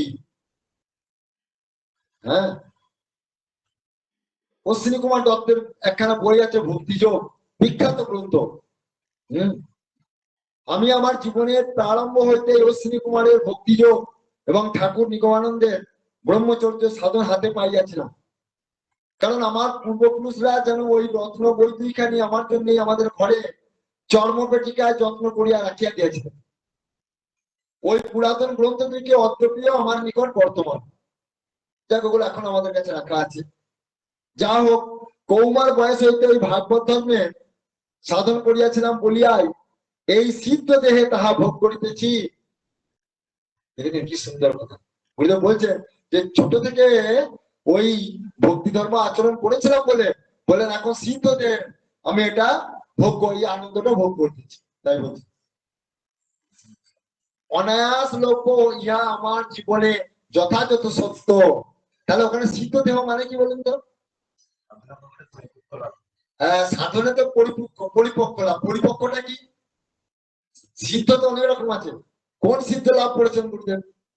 যদিও আমাদের একটা জিনিস আবার বলি, ভগবান যখন পৃথিবীতে মানুষ রূপে আসে তখন ঠিক যেন মানুষ ঠিক যথারীতি সাধারণ মানুষ হয়ে সেই সাধন ভজন করে তিনি সেই ভক্তি ধর্ম লাভ করেন এবং সেই ভগবানকে প্রাপ্ত হন, এটা তিনি শিক্ষা দেন। তাই এখানে সিদ্ধ বলতে কি বোঝাচ্ছেন? সিদ্ধ তো অনেক প্রকার আছে না? কেউ তন্ত্র সিদ্ধ, কেউ মন্ত্র সিদ্ধ, কেউ অষ্টসিদ্ধি সিদ্ধ, অষ্টসিদ্ধি, এই সকল অনেক রকম সিদ্ধি আছে তন্ত্রতে 8টা সিদ্ধি আছে। যেমন কেউ একটা কিছু অলৌকিক জিনিস লাভ করে গেল, ওই যেমন একটা সিদ্ধ হয় না, টপাক করে একটা ফল এনে দিল আপনার কাছে, আপনাকে ফল দিয়ে দিল, এই যে সিদ্ধ। ভূত সিদ্ধ, ওই ভূতকে কাছে রেখে তাদেরকে নিয়ে কাজ করানো, এই যে সিদ্ধ। মানে এগুলো হচ্ছে একবারে বাজে সিদ্ধ, মানে এগুলো হচ্ছে একবারে নিকৃষ্ট সিদ্ধ আর এইগুলো। উচ্চ সিদ্ধ হচ্ছে ভগবানের প্রেম প্রাপ্তি। এই জন্য গুরুদেব বলতে যে আমাদের বাবা মায়েরা বলে তুমি বৃন্দাবন যাচ্ছ, বৃন্দাবন কি দেখবে? বলে আমি দাবি রাখি আমার অখিল ভারত ভাগবত সঙ্গে আমাদের অনেক বাবা মারা আছে বলে যারা ব্রজবাসীদের তুলনায় কোনো অংশে কম যায়, আমাদের একটু বলেছিল। এমনও আছে বলে বলে অলৌকিকটাই সব নাকি? অলৌকিকটাই সব? বলে অলৌকিকেতে সাধন নষ্ট হয়ে যায়। বলে তাদের মনের এমন গতি, তাদের এমন প্রেম, এমন ভালোবাসা ভগবানের প্রতি, বলে যে সেগুলো সাধারণ মানুষ বুঝতেই পারবে না। বলে বুঝতেই পারবে না। গোপীদের ভালোবাসা কেউ বুঝতে পারে? তারা তো জ্ঞানহীন, তাদের তো কোনো শুদ্ধ আচরণই নেই। তারা তো ওই কি করছে না, ওই শুধু সন্ধ্যায় কোন রকমে ওই ঘাটছে, ওই ওই গোবর মেখে ঘুরে বেড়াচ্ছে, আর ওই সব সমস্ত কৃষ্ণময় হিয়া। তাদের মধ্যে কোনো বাহ্য কোনো অলঙ্কারও নাই, কিছুই নাই। গোয়ালিনী যারা গোয়ালিনী গোপ, ওই একটা করে কাঁধে গামছা, ব্যাস ওই নিয়ে জগৎবাসী ভাবছে এরা আর কি ভক্ত। কিন্তু শাস্ত্রকার মহান মহান ভক্তরা কি সিদ্ধান্ত দিচ্ছেন যে তারাই ভক্ত, তারাই শ্রেষ্ঠ প্রেম অর্জন করেছে। তাই সেটা কে জানেন? ভগবান জানেন, শুদ্ধ ভক্তরা জানেন। তাই আমাদের অন্তর্যামী গুরু, অন্তর্যামী তিনি জানেন ভক্তদের খবর। সেখানে বলছেন, তিনি দাবি করেছেন অখিল ভারত ভাগবত সঙ্গে আমাদের যে সকল মা বাবারা আমাদের এই সঙ্গকে আশ্রমকে ধরে রেখেছে, বলে তারা সব মহান মহান ব্যক্তি। তারা এটা গুরুদেব দাবি করেছে, প্রশ্ন উত্তরে লিখেছেন এ কথা। যাই হোক, তাই বলছেন আমার তাহলে এখানে সিদ্ধি বলতে কি বোঝাচ্ছেন উনি? ভগবানের প্রেম লাভ। উনি তো ভগবানকে পেয়েছেন, ভগবানকে পেয়েছে, সে ঘটনা তো আপনারা জানেন, সে কথা তিনি লিখেছেন। যাই হোক, সে প্রেম প্রাপ্তি বা ভাগবত প্রাপ্তি, ওই ভাগবত ধর্মের অনুশীলনে আমার জীবনটি যেমন পবিত্র, সুন্দর ও সুখকর, তৃপ্তিদায়ক ও পূর্ণ, তাহা মর্মে মর্মে উপলব্ধি হয়। ইহা বৃদ্ধ বয়সে পাইবার বস্তু নহে। ওই যে এটা বুড়ো বয়সে হলে হবে না। আমি যদি বলি যে বুড়ো বয়সে ভাগবত সভ্য হবে, তখন আর উচ্চারণই হবে, আর চোখও দেখতে পাবো।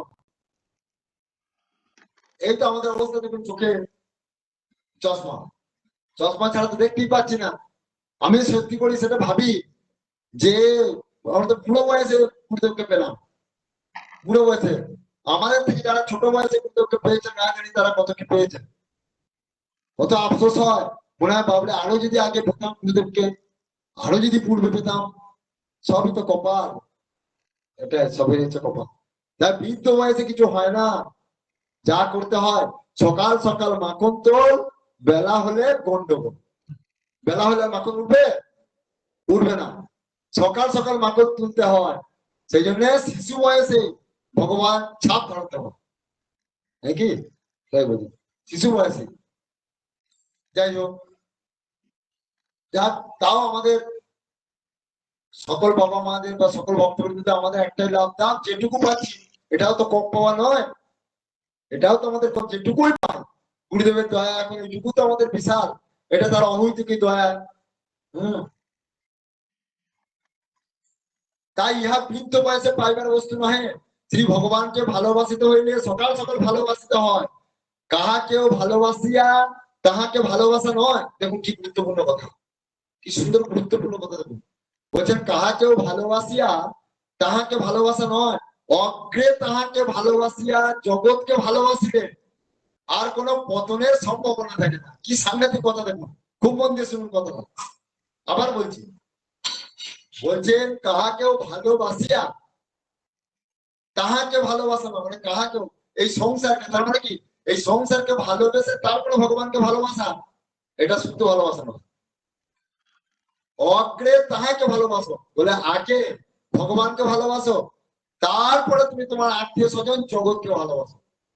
তাহাতে কি হয়, পতনের সম্ভাবনা থাকে না। ন পথে নস ফলে দি হয়, তাহলে আর পতনের সম্ভাবনা থাকে না।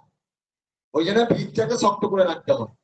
ওই জন্য আগে জোশ করে ভগবান লাভ করতে হয়, ভগবানের প্রেম লাভ করতে হয়। সেই প্রেম প্রাপ্তি হওয়ার পর সেই প্রেম জগৎকে তারপরে জগৎকে ভালোবাসতে হয়। সকলের মধ্যে তাকে দেখতে হয়, ভগবানকে দেখতে হয়। এই কথাই কিন্তু জানা। সাধন দেহে করবে যাহা, সিদ্ধ দেহে পাবে তাহা। সাধন দেহে করবে যাহা, সিদ্ধ দেহে পাবে তাহা। এই চলতি বাক্যের ফলও আমার জীবনে ফলিয়া গেল। দেখুন, এগুলো সব উনি কিন্তু আমাদেরকে শিক্ষা দিচ্ছেন। পরের লাইনটা শুনুন, আমি গোটা জীবন ভর ভাগবত শ্রবণ করিয়াছি, শুধু তাহাই নহে সমগ্র ভাগবত বহুবার পাঠ করিয়াছি। আচ্ছা, একটা কথা বলি, এইখানে কথাটা ভালো করে শুনুন। সাধন দেহে করবে যাহা, সিদ্ধ দেহে পাবে তাহা। কথাটির অর্থ কি বোঝা যাচ্ছে কিছু? সাধন দেহে করবে যাহা, সিদ্ধ দেহে পাবে তাহা। ওতে গুরুদেব তো উত্তর বলেই দিলেন পরের লাইনে। হ্যাঁ হ্যাঁ, সাধন করলে ভক্তি সিদ্ধি হবে।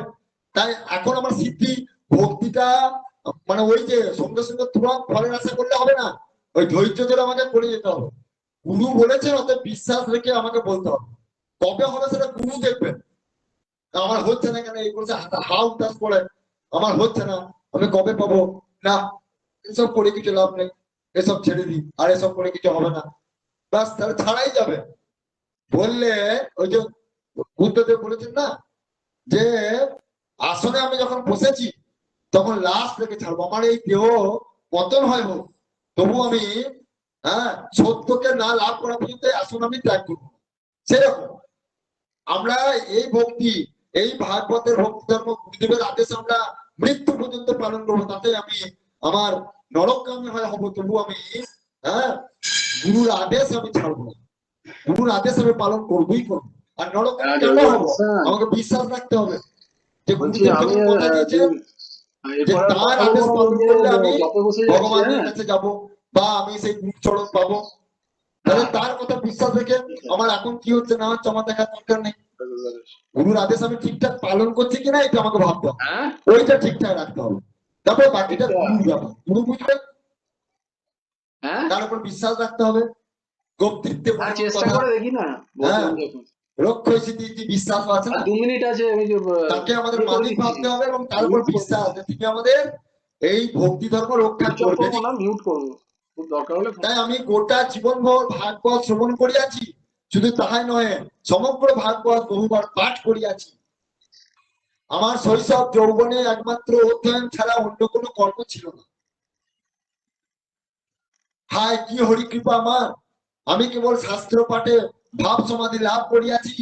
চিন্তা করুন, এইখানে জায়গাটা শুনুন, বলছেন আমি শাস্ত্র পাঠে ভাব সমাধি লাভ করিয়াছি। সেই দিনটা ঘটনাটা মনে পড়ছে? কোন ঘটনাটা বলুন তো? বললাম না, ভাব সমাধি লাভ হয়ে গেছে। হ্যাঁ, গরুচড়াতে সমাধি নয়, আর এখানে বলছেন গ্রন্থ পাঠ করতে করতে। ওই যে ওটা একটা বড় প্রমাণ, ওনার খেয়ালই নাই, বলে না সে। তারপর ওনার গুরু মহারাজ সেটা বললেন, ওনাকে গ্রন্থ কি বললেন, আচ্ছা না? হ্যাঁ, এইটা একটা ভাব সমাধি, পড়তে পড়তে ভাব সমাধি হয়ে যেত। আমরা পড়ছি একটা কি, আমরা পড়ছি লেখার পক্ষগুলো পড়ছি, আর উনি পড়ছেন সেই ঘটনাটাই যেন ওনার চোখের সামনে করে মিশে যেত, ওখানে মনটা ওখানে মিশে যেত। তাই আমি কেবল শাস্ত্র পাঠে ভাব সমাধি লাভ করিয়াছি, তাহার অনেক প্রমাণ আছে এবং অনেকে পরলোকগত হইয়াছে। দেখুন তিনি বলছেন অনেক প্রমাণ আছে আমার শৈশবের এই প্রচেষ্টার প্রতি কোনো উদ্দেশ্য বা আসক্তি ছিল না, ওই যে এইটার জন্য আমার কোনো প্রচেষ্টা ছিল না বা আসক্তি ছিল না এইটাতে। কে যেন সমগ্র জীবনটি আমার যন্ত্রবৎ চালাইয়াছে। চিন্তা করুন, কে যেন সমগ্র জীবনটি আমার যন্ত্রবৎ চালাইয়াছে, ও অদ্যপিও চালাইতেছে। তাই বলছেন, আমি এইরূপ সাধনায় ব্রতী থাকিয়া জীবনটিকে উদ্দেশ্যবিহীন বলিয়া হতাশা পোষণ করিতাম, কিন্তু আমার বিদ্যৎ বরেণ্য পূর্বপুরুষেরা ব্যবহার বারবার বলিয়া গিয়েছেন, এই জীবন বিফল হইবার নয়, তুমি তাহার জন্য প্রতীক্ষা করো। দেখুন, দেখছেন? হ্যাঁ, বলছেন তার গুরু মহারাজগণ, হ্যাঁ, শিক্ষা গুরুগণ বা বিভিন্ন সাধু মহাত্মা তার বয়োজ্যেষ্ঠ যারা ছিলেন, তারা বলতেন, গুরুদেব হা উদাস করতেন, আমি পাচ্ছি না, তাকে পাচ্ছি না। হ্যাঁ, আর তারা বলতেন যে তোমার সাধন কোনোদিন বিফলে যাবে না, তুমি অপেক্ষা করো। দেখুন, তিনি অপেক্ষা করেছেন, সেটা বলছেন ঠিকই। তাই তাহাদের বাক্য সত্য হইয়াছে, সবুরে মেয়া ফলিয়াছে। হ্যাঁ, তাই এখন মনে হয় মা ফলেছে কথা শোনো, এই ভগবত বাক্যের অনুধাবন করিয়া কর্ম করিয়াছি, কোনোদিন ফল চাহি নাই। আই দেখো, বলছে কর্ম করে গেলে, এই যে জপ তপ সাধন আশ্রমের সেবা যা কিছুই করি না কেন, ফল চাওয়া চলবে না। মা ফলেছে কথা শোনো, ভগবান অর্জুনকে বলেছিলেন, হে অর্জুন, তুমি কর্ম করে যাও, কিন্তু কোনো ফল চাইবে না। এই সংসারে যা কিছু কর্ম করছো তার ফল চাইলে হবে না। তাই বলছে, সেই জন্য আমি কোনোদিন ফল চাই না। ইহার তাই বলছেন, ঈশ্বর ফলের ভান্ডার জোগাইয়া রাখিয়াছেন। ঈশ্বর ফলের ভান্ডার জোগাইয়া রাখিয়াছেন। সময় না হইলে কি কাহাকেও কিছু দেওয়া যায় না, তাহার সদ্ব্যবহার হয়। ঈশ্বর কর্মের ফল অনিচ্ছা সত্ত্বেও সকলকে দেন। পরমেশ্বরের এই বিষয়ে ভুল নাই। তার মানে যে কর্ম করছে ভগবানের, মানে ভগবান তার কর্ম দেবেই দেবে। এই যে কালকে আমাদের কথা হলো, তাই না? হ্যাঁ, তাই ভগবানের জন্য যে যতটুকু আমরা করছি, যে যতটুকু করছেন, তারা জেনে রাখুন যে সেই কাজের জন্য ভগবান তাদেরকে ফল প্রাপ্ত করবেই করবে। হ্যাঁ, সেই জন্য না, এই একটা জায়গা থেকে সাবধান আমাদের হতে হবে, জানেন তো? এই যে আমি একটা কথা বলছি, দেখুন, যে আমার এই ভাগবত পাঠের উদ্দেশ্য কি বলুন তো? বারবার বলছি, এই যে আমাদের সাত্বিকার যে অন্তরঙ্গ, এইটা হচ্ছে আমাদের অন্তরঙ্গ ভাগবতীয় কথা আলোচনা। দেখবেন, আমরা যখন বাইরে যখন সঙ্গে যাই, বাইরে যখন ভাগবত কথা কীর্তন করতে যাই গুরু কৃপায়, তখন কিন্তু এই সকল আলোচনা কি করি। এখানে কিন্তু দেখুন, এখানে হ্যাঁ, এখানে আমাদের অন্তরঙ্গ ভক্তরা শুধু যুক্ত হচ্ছে, এখানে বাড়তি লোক কেউ যুক্ত হবে না, কারণ এই ভাগবত শোনার সবারই সৌভাগ্য নয়। আর ভাগবতে সবারই কি আনন্দ পায় না, ভাগবত প্রতি সবার বিশ্বাস আছে। কিন্তু আজকে এই আমাদের 7 দিনের মধ্যে যে কজনা ভাগবত আমাদের আশ্রমে শুনছে বা ফোনেতে শুনছে, আজ কজন আছে ফোনে, কিছু বোঝা যাবে কি? 45-46। যাই হোক, বেশ। তা ওই যে 50 জনের কাছাকাছি যে রয়েছে, এইগুলি হচ্ছে আমাদের খাঁটি ভাগবত শ্রোতা। তাই ইনাদেরকে দুঃখ আমাদের মনের কথা বলতে কোনো অসুবিধা নেই। হ্যাঁ, সেই জন্য দেখবেন এখানে এখানে যে অন্তরঙ্গ আমাদের পাঠ না, আমি যখনই ভাবি, যখনই যেটা আমার মনে পড়ে, তখন দেখবেন অনেক সময় হ্যাঁ ওই লাইন তো হয়ে যায়, ওখান থেকে বেরিয়ে না মনে হয় মনের কথাটি আমাদের ইনাদেরকে বলি। মানে যেটাই আমাদের পক্ষে উপকার কারক হয়, যেটা মনে হয় আমাদের এটা খুব দরকার, আমাদের প্রয়োজন, সেটা যখন আমার মনে আসছে তখন সেটা আপনাদেরকে বলে ফেলছি। বুঝতে পেরেছেন তো? কিন্তু বাইরে তো সেটা করে না, বাইরে ধারাবাহিক ভাবে করতে হয়, একটা নিয়ম কানুন মেনে, বা সেখানকার একটা সবারই সবাইকে লক্ষ্য করে সবগুলি বলতে হয়। কিন্তু এখানে আমার মনে যখন যেটা আসছে তখন সেটা আমি বলতে বলছি, কারণ আমার প্রিয় জনেরাই রয়েছে এখানে। হ্যাঁ, সেই জন্য যখন মনে পড়ে গেল, এই যে আমরা যে সেবা করছি না, যে যতটুকু আমরা সেবা করছি, কখনোই আমাদের এইটুকু আমাদের অভ্যাস করতে হবে। যেমন ধরুন, আমিও আমার কথা বলছি, বিশেষ করে আমাদের শিক্ষার্থীদের যে ভাগবত পাঠ করছি, হ্যাঁ, এতে বা আমরা যে যেমন সেবা করছি, আমাদের এতে একটা জায়গা থেকে খুব দূরে থাকতে হবে। সেটা কি জানেন তো? মানজস। খেয়াল করবেন, হাই লেভেলের কথা, এগুলো খুব উচ্চ পর্যায়ের কথা বলছেন সাধু সন্তরা। হ্যাঁ, কারণ আমি গুরুদেবের কথা বিশ্বাস রেখে কথাটা বলছি, যে গুরুদেব বলেছেন যে আমার সঙ্গের ভক্ত বাবা মারা সবাই হ্যাঁ সিদ্ধ, যারা সঙ্গকে ভালোবাসছে, যারা তারা সব সিদ্ধ, তারা সব পুজোবাসী হচ্ছে। হ্যাঁ, তাই এই জন্য বিশেষ করে যারা আমাদের সেই সাধন প্রার্থী, যারা আমরা এখনো পুজো ভাব প্রাপ্ত হই নাই, বা আমরা যারা এখনো সেই গুরুদেবের অনুগত হতে পারছি না, তা আমরা গুরু কৃপাতে বারবার চেষ্টা করছি, অনেকে যারা চেষ্টা করছে এই পথে আসার, তাদের মধ্যে একটা জিনিস খেয়াল রাখতে হবে, মান যশ। বলছেন যে সাধক সাধক কাম, ক্রোধ, লোভ, মোহ, মাৎসর্য এগুলো সব কিন্তু ত্যাগ হয়ে যায়। 6টা রিপু কিন্তু তাদের বসে চলে আসে। এটা গুরুর অনুগত হলে খুব তাড়াতাড়ি চলে যায়, এটা একদম অতি ধ্রুব সত্য, আপনারা বুঝতে পারছেন। কিন্তু অনেক সময় মান যশ কিন্তু সাধুকে খেয়ে ফেলে, জানেন তো? মান যশ কিন্তু সাধুদেরকে খেয়ে ফেলে। কোন জায়গায়? যেমন মনে করুন, এই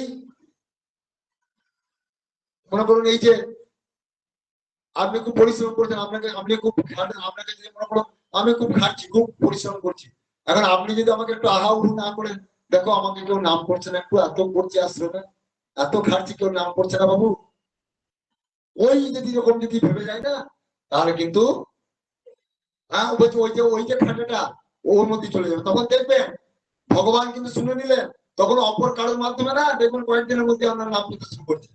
আহা আহা বাবা, দেখো কি ভক্ত আমাদের কত পরিশ্রম করছে। আমাদের আমার কি আর ক্ষমতা আছে? ভগবান আমাকে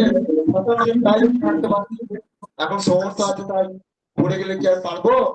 শক্তি না থাকলে কি পারবো? এইভাবে আমাদেরকে বুঝতে হবে। এগুলো তো সাধন আর কি, এগুলো তো আলোচনা কথা হয় না। এগুলো মানে আমি আলোচনা করতে সাধন মার্গটাকে বেশি করে, ভাগবত কথা তো আবার হবেই, প্রচুর শিল্প, কিন্তু বিশেষ করে সাধন মার্গটা আমাদের আগে জানা দরকার। এই জন্য বারবার এই কথাগুলোকে বলি আর কি, কারণ আমার সবাই প্রিয়, সেই জন্য প্রিয় কথা প্রিয় বস্তুকে বলাই শ্রেয়। হ্যাঁ, এই যে মনে করুন আমিও আপনাদেরকে বলছি, এখন আমি যদি বলি যে আমি এত ভালো করবার চেষ্টা করছি, এত ভালো বলছি, আমার কেউ একটু নাম করছে না, উপরেও তো আমার ভুল ধরে দিচ্ছে, তো ভুল ধরে দিচ্ছে, আমি আমার তার উপর দিতে রেখে যাই, আমার ভুল ধরছে, আমি একদম মহাপুরুষ না? হ্যাঁ, আমাকে কত মালা পড়াচ্ছে, সবাই কত প্রণাম করছে, আর আমার ভুল ধরে দিচ্ছে। আমি একজন পিস, আমাদের জন্মশাই একটা উদাহরণ দেন, আমি একজন পিস, বলে পিস হয়ে থাকো বাবা তুমি, ভগবান বলবে তুমি পিস হয়ে থাকো, তোমাকে আর ভক্তি আর অর্জন করতে হবে না। তাই সাধু সাবধান, এই জায়গাটা মধ্যে সাবধান থাকতে হবে, ওই জায়গাটা সাবধান থাকতে হবে। লোককে কেউ মালা পড়াবে, কেউ যুদ্ধ দেবে, হ্যাঁ, ওই সব কটাকে কিন্তু ধারণ করতে হবে, তবে যে সাধু হতে পারবো, তবে যে কৃতিত্ব। শুধু মালা নেবো আর প্রণাম নেবো, ওটা কৃতিত্ব নয়। যদি যুদ্ধ নিতে পারা যায়, যদি মানুষের অপমানটা সহ্য করতে পারা যায়, তবেই আমি সাধু। এইটা আমাদের ভাবনা রাখতে হবে, এইগুলো তো সাধন করতে হবে, কিন্তু এই জায়গাগুলো আমাদের এখন আসতে হবে। ভাগবত তো দূর কি বাত হ্যাঁ, বলে ভাগবতকে হৃদয়ে ধারণ করবার জন্য এই গুণগুলো আগে দরকার, তবেই সাধনের সিদ্ধ দেহ আমরা লাভ করতে পারবো, বুঝলেন তো? বারবার আমি এই কথাগুলো বলছি। ভুল লাগছে কি খারাপ লাগছে বলুন নাকি? এটাই আমাদের দরকার আগে, আমাদের চলার পাথে হচ্ছে এগুলো। বলছেন যে শুধু রোগের জন্য ওষুধ খেলে হবে না। সুগারের রোগী আমি, ওষুধ খাচ্ছি, বড় ডাক্তার দেখিয়েছি, বড় ডাক্তারের কাছে আমি ওষুধ নিচ্ছি, কিন্তু আমি প্রচুর মিষ্টি খাচ্ছি, মিষ্টি খাওয়ার আমার ছাড়ছে না, তো ওষুধে কি কাজ হবে? কাজ হবে? তার জন্য কি দরকার? পথ্য, ঔষধের সঙ্গে পথ্য দরকার। পথ্যটা কি? ওই যে মিষ্টি খাওয়া কম করতে হবে, হ্যাঁ, তারপরে আমাকে কিছু ব্যায়াম ট্যায়াম করতে হবে, তারপরে ওই যে সুগার ফ্রি খেতে হবে, এইসব আছে, তারপরে ওষুধ তো আছেই, ওষুধ খেতেই হবে তার সঙ্গে এটাও। সেরকম আমাদের চারিত্রিক মনকে গঠন করতে গেলে, এই আমাদের শরীরকে সুচরিত্রবান করতে গেলে, ভালো শুদ্ধ ভক্তি লাভ করতে গেলে আমাদের কি করতে হবে? হ্যাঁ, ঔষধ তোমাদের আছে। ঔষধটা কি? ঔষধ হচ্ছে আমাদের রাধেশ্যাম নাম। গুরুদেব যে নাম দিয়েছেন কারণে সেই নাম, এই ভাগবত কথা কীর্তন, এগুলো হচ্ছে আমাদের ঔষধ। আর পথ্য হচ্ছে ওইগুলো কি? পথ্য হচ্ছে ত্রিনাদ শুনেছেন, তরুণ বসাইষ্ণ অমানিন মানিদেন কীর্তনিয়া সদা। হ্যাঁ, আমাদের মনকে দীনতা রাখতে হবে, অহংকার শূন্য হতে হবে, হিংসা ত্যাগ করতে হবে, ওই নাম করা বা পাঠ করা এইসবের সঙ্গে মানজস ত্যাগ করতে হবে। এই সকলগুলি যদি আমরা হজম করতে পারি, এগুলোকে যদি ত্যাগ করতে পারি, তবে যে আমাদের এই ওষুধটা কার্যকরী হবে, তবে ভাগবত আস্বাদনটা কার্যকরী হবে, তবে রাধেশ্যাম নাম করাটা আমাদের সার্থক হবে। এই জায়গাটা কিন্তু আমাদের বারবার আসতে হবে। ঠিক আছে? তাই সেই জন্যই এরপরে আবার গুরুদেব বলছেন যে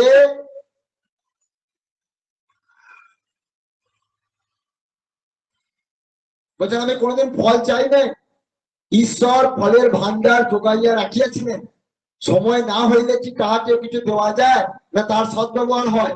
ঈশ্বর কর্মের ফল অনিচ্ছা সত্ত্বেও সকলকে দেন। পরমেশ্বর এ বিষয়ে, পরমেশ্বরের এ বিষয়ে কোনো ভুল নাই। সুর না সাধিলে কি আর রাগ রাগিনী ওঠে? সুর না সাধিলে কি আর রাগ রাগিনী ওঠে? আমি সুর সাধছি না আর বলছি গান করে ফেলবো, কি করে হবে? নাকি সেরকমই হবে। তাই বলছেন যে সুর সাধতে হবে, সাধতে হবে। এই যে আমাদের মায়ের এখন সাধছে, সব নাম করছে বলে সবাই কিন্তু বলছে, বলছে না, বলছে মহারাজ এতদিন আমরা নামটা করছি বলে আমাদের গলাগুলো ঘুরছে। আর সত্যি করে সবারই কি ভালো বলা হচ্ছে। হ্যাঁ, নামটা তো হচ্ছে, হ্যাঁ, সুরেরও তো একটা মর্যাদা। সুর তো সাক্ষাৎ ভগবান, সুর তো সাক্ষাৎ ব্রহ্ম ভগবান। তাই আমাদের সব বাবা মারা সবাই এই যে নাম করছেন গলাগুলো খুলে যাচ্ছে। তাই গুরুদেব বলছেন যে সুর না সাধলে কি আর রাগ রাগিনী ওঠে? তাই শৈশবেই সুর সাধিতে হয়। শৈশবেতেই এই শব্দে সুর মানে শৈশব থেকেই সাধতে হয়। বার্ধক্যে সুর সাধিলে কিছু হয় না। তাই ভাগবতীয় সুর শৈশবেই সাধিতে হয়। মাখন তুলিতে হইলে সকাল সকাল তুলিতে হয়, বেলা অবসর হইয়া আসিলে কিছুই হয় না। তাই চলতি কথায় বলে কোনো কালে সুর সাধনি, বলছে কোনো কালে সুর সাধনি বাজবে কি আর সে রাগিনী। হ্যাঁ, হৃদয়ে ভক্তি রাগিনী বাজাইতে হইলে সুর সাধিতে হয়। শ্রী ভগবানকে শৈশব হইতেই ভালোবাসতে, ছোট থেকে ভালোবাসতে হবে ভগবান। হ্যাঁ, বার্ধক্যে সেই ভালোবাসা পাকা হয়। যেমন কুমারী অবস্থায় বিবাহ হইলে স্বামীর প্রতি অনুরাগ যত বয়স বাড়িবে ততই বর্ধিত হয়, অনুরাগ কমিবে না কোনোদিন। হ্যাঁ, বরং পুত্র পৌত্রাদি সম্বলিত হইলেও তাহা পাকা হইবে। শ্রী ভগবত প্রেম বিষয়েও তাহাই। গোপী প্রেম বার্ধক্যের জন্য নহে। এবার গোপী প্রেমের কথা আসছে। দেখুন, গোপী প্রেম মানে এই যে গুরুদেবের মনের কথা, বুঝতে পেরেছেন? আমাদের যে ভাব দেওয়ার জন্য গুরুদেব এসেছে পৃথিবীতে, এই সেইটাই হচ্ছে এইটা কি গোপী প্রেম। বলছেন যে গোপী প্রেম বার্ধক্যের জন্য নহে, উহা কৌমার্যের বিষয়। প্রভাতেই ভিক্ষা মেলে, বৈকালে মেলে না। বিকেলে গেলে মারবে, সকাল সকাল গেলে দেখুন লোকে ভিক্ষা দেবে না। ওগুলো খেতে কাজকর্ম নেয়, বেলাতে বিকেলবেলা ভিক্ষা দিতে এসছো। তাই হিসাব করিয়া ভক্তি হয় না, ভর দেখিয়া প্রেম হয় না, ঘড়ি দেখিয়া প্রেম হয় না। দেখেছেন কি সাবধানী কথা? বুঝতে পেরেছেন কথাটা, অর্থটা? বলছেন হিসাব দেখিয়া কি প্রেম হয় না ঘড়ি দেখিয়া প্রেম হয়? আমরা ঘড়ি দেখছি, আমাদের কখন এই 10টা বেজে গেলে খেতে হবে, ঘুমোতে হবে, তাহলে কি করে হবে? হ্যাঁ, নাকি বলছে যে ঘড়ি দেখে, হ্যাঁ, যখন জব করছি তখন ঘড়ি দেখছি, 10 মিনিট পর আমাকে কাজে বেরোতে হবে, তাহলে কাজটা আমার ক্ষতি হয়ে যাবে, তাহলে কি করে হবে? তাই না? তাই বলছে যে প্রেমের কোনো কালাকার নাই বা তার কোনো হিসাব নাই। যুগে যুগে প্রেম, প্রেম সর্বকালে, প্রেমেই পরিপূর্ণতা, প্রেমেই সবকিছুর পরিণতি, প্রেমেই সবকিছু উদ্ভব ও সৃষ্টি। সকলকে শ্রী ভগবত অভিমুখী করিবার মন আমার চিরকালে। দেখুন গুরুদেব কি বলছেন বাবা, বলছেন সকলকে শ্রী ভগবত অভিমুখী করিবার মন আমার চিরকালে।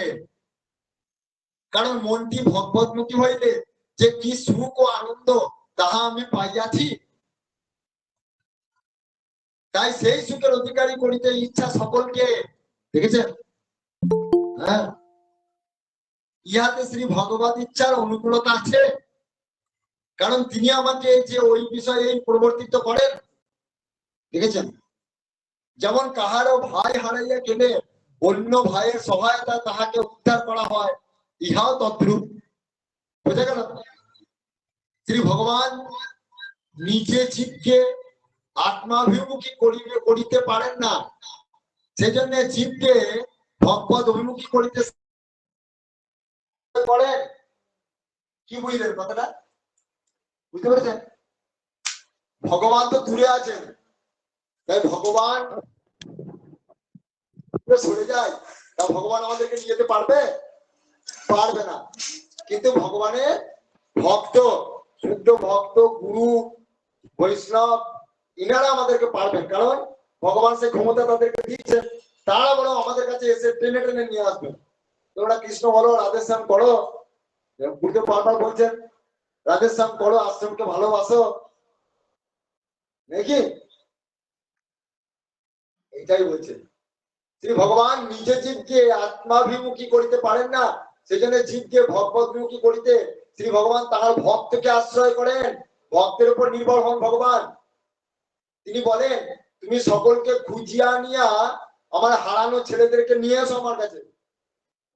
দেখুন বলছেন, তুমি সকলকে খুঁজিয়ে এনে আমার কাছে নিয়ে এসো হারানো ছেলেগুলো, এই জন্যই তোমাকে পাঠানো। তাহলে বুঝতে পেরেছেন আমরা সবাই কি জন্য এসেছি? এবার আমরা ওখানে গিয়ে কি উত্তর দেবো যদি কোনো হারানো ছেলেদেরকে না খুঁজে নিয়ে যেতে পারি? কি উত্তর দেবো বলুন? সকলের কি ডিউটি বুঝতে পারছেন? প্রত্যেককে ডিউটি আছে।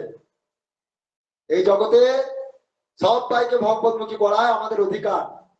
বলছেন এই জন্য পৃথিবীতে এসেছি, আমি নিজেও ভক্তি ধর্ম আচরণ করব, আবার সকলকে নিয়ে যাওয়ার জন্য প্রেরণাও যোগাইতে হবে।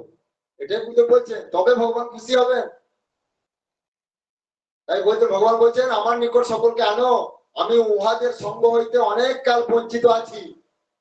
ভগবান বলছেন করুণাময় হরি সমস্ত জীবের জন্য সর্বদা উন্মুখ আছেন। যেমন ভিখারি রোগী সন্তানের জন্য পিতামাতা সর্বদা উদ্গ্রীব থাকে। হ্যাঁ, কতক্ষণে তাহার এই ভিখারের ঘোর কাটিবে? কতক্ষণে ওই ছেলে মা গো বাবা গো বলিয়া আমাকে আবার ডাকিবে? তার জন্য পিতামাতা যেমন সর্বদা উন্মুখ থাকে, তদ্রূপ পরমেশ্বরও সমস্ত জীবের প্রতি কবে সব জীব আমাকে ডাকিবে রাধেশ্যাম বলে, হ্যাঁ, কবে আমার দিকে মুখ ফিরাইবে, কবে আমার নাম করিবে, কবে আমার জন্য কত ব্যাকুল হইয়া আছে, হ্যাঁ, ব্যাকুল হইয়া থাকবে, সেই জন্য ভগবান অপেক্ষা করছেন। শ্রী ভগবান ও জীব দেহ বৃক্ষের দুই পক্ষী, ইহাদের সম্বন্ধ নিকট। তাই প্রতিটি জীব যাহাতে ঈশ্বরমুখী হয় তাহার জন্য সতত সাধু মহাজনদের চেষ্টা। ভগবান আর আমাদের এই জীব, মানে আমাদের এই জীব শরীর, আমি এবং আমার ভগবান আমাদের এই অন্তরের মধ্যে রয়েছে, আমরা কত নিকটতম সম্বন্ধ, কিন্তু সেটা আমরা বুঝতে পারছি না। এর জন্য আমাদের গুরুবর্গের কত চেষ্টা আমাদেরকে পথে নিয়ে যাওয়ার জন্য। জীবকে ঈশ্বরমুখী করিতে পারিলে সন্তদের, হ্যাঁ, বা আমাদের লাভ বা কনসেশন শ্রী ভগবত প্রসন্নতা। বুঝে লিখেছেন? দেখেছেন এতেও লাভ আছে। কত লাভ! যদি আপনি একটা কোনো ভক্ত শুদ্ধ ভক্ত পরিণত করতে পারেন, তার জন্য ভগবান আপনাকে কনসেশন দেবেন, আপনাকে উদ্বৃত্ত দেবেন ভগবান।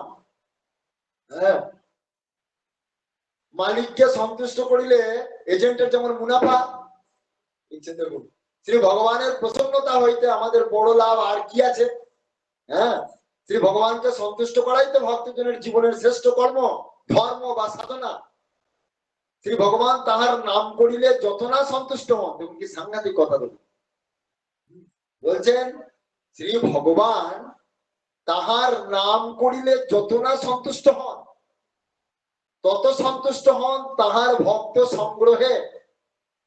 বুঝতে পারলেন কথাটা? দেখুন, মানে নামকারী ভক্তের থেকেও ভক্ত সংগ্রহ করা, ভক্তে পরিণত করা। যে ব্যক্তি ভক্তে পরিণত করতে পারবে তার উপর ভগবান সব থেকে বেশি খুশি হবে। স্বরূপ হারানো জীবকে স্বরূপে প্রতিষ্ঠিত করাই ভাগবত ধর্মীজনের কাজ। তবে এটাও ঠিক কথা, এখানে গুরুদেব তার অন্তর্নিহিত তাৎপর্যটা কি বোঝাচ্ছেন এটা বোঝা যাচ্ছে। কারণ আমাকে আগে ভক্তে পরিণত হতে হবে, তবে তো আমি কাউকে ভক্তি করতে পারবো। আমি নাম গান করবো না আর আমি অপরকে নাম গান করাবো, সেই যে আমাকে বলে তুমি নাম গান করছো, তুমি যেন আমাকে নাম গান করতে বলছো। অতএব নিজে কি বলছে, নিজে আচরি ধর্ম জীবের শেখায়। মহাপ্রভু বলেছেন নিজেকে আগে আচরণ করে দেখাতে হবে, তারপরে সেটা বলতে হবে। আমি নামটা আগে করি তারপর আমি বলবো যে আপনারা নাম করুন, আপনারা নাম করুন। এইটাই গুরুদেব এখানে সেই কথাটাই বলছেন। হ্যাঁ, আমাদেরকে আগে ভক্তে পরিণত হতে হবে, তারপরে সকলকে ভক্ত করতে হবে। এটাই হচ্ছে ভাগবত ধর্মীজনের কাজ। তাই হরিভক্ত সংগ্রহ করতে হইলে হরিলুট দিতে হয়।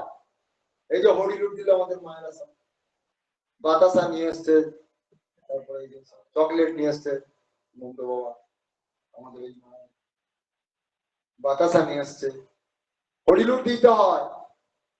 বলছে যে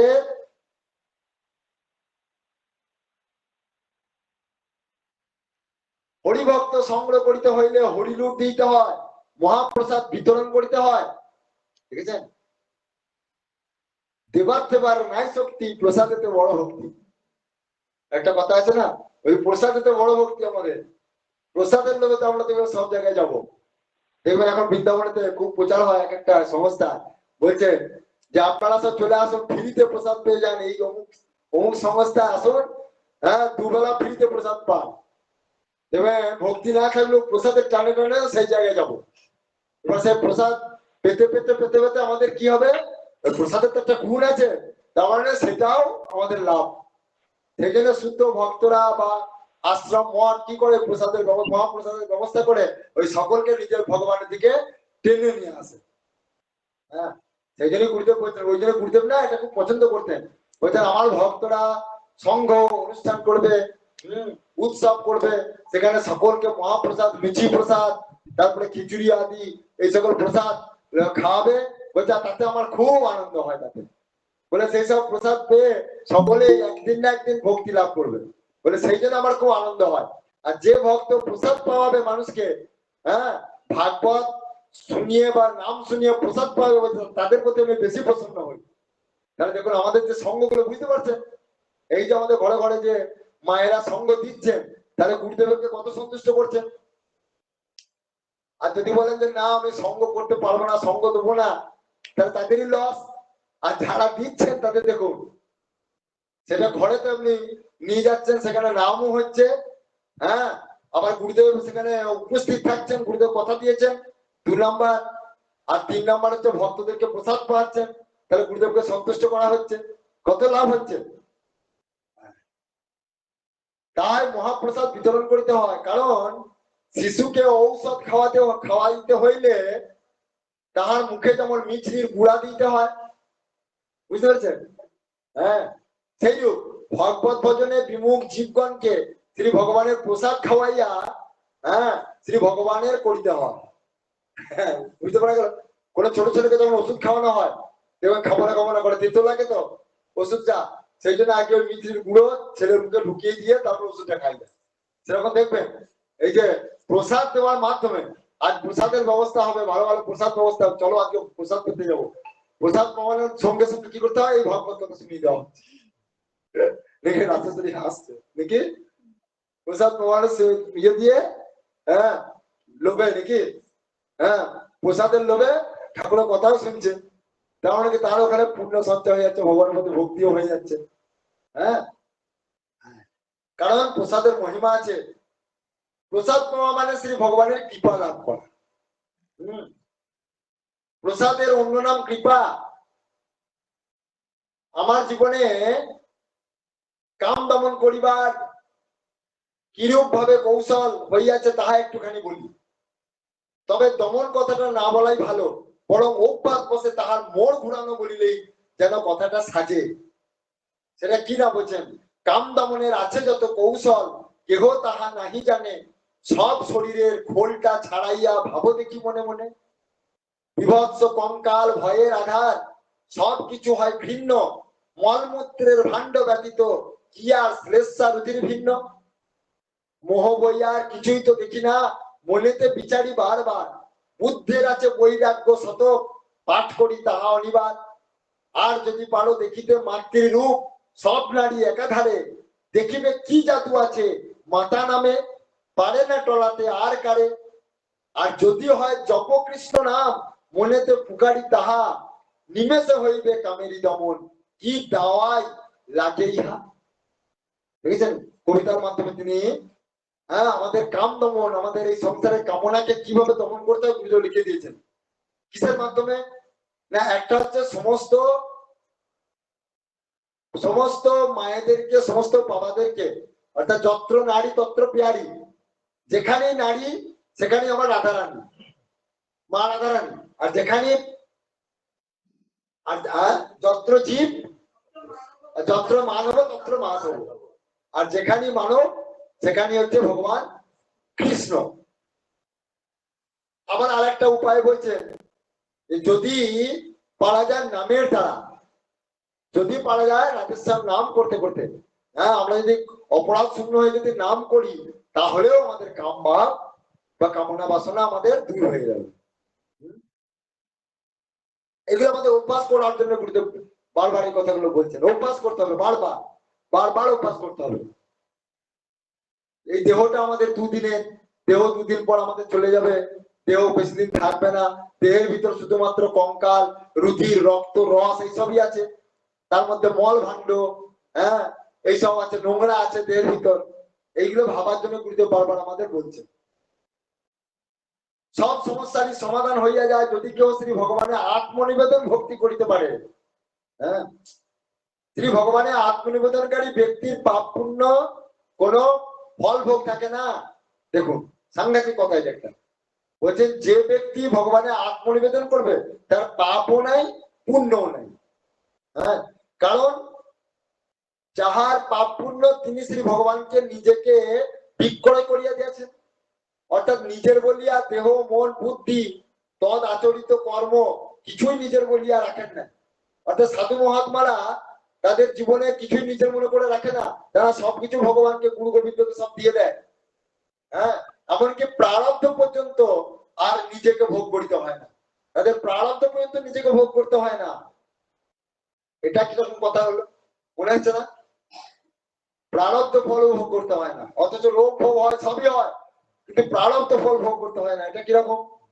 দুঃখ তো পেতে হয়, দুঃখ পেতে হয়, দুঃখে মুচড়ে যায় না সাধুরা। আমরাও ডাক্তার, আমরাও লোকে পড়ি, আমরাও ওষুধ খাই, আমরাও ডাক্তার দেখাই, সবই করি। আর সাধু মহাত্মারা, সিদ্ধ পুরুষরা, তারাও ডাক্তার দেখায়, তারাও ওষুধ খায়, কিন্তু আমাদের মতো তারা জর্জরিত হয়ে যায় না। দেখুন তারা ওষুধও খাচ্ছে আবার আনন্দতে সবই করছে, তাদেরকে উপকার করতে পারে না, কিন্তু আমরা উপকার হয়ে যাই। এইটাই লাভ, সাধু সন্তদের সঙ্গে আমাদের এটাই লাভ।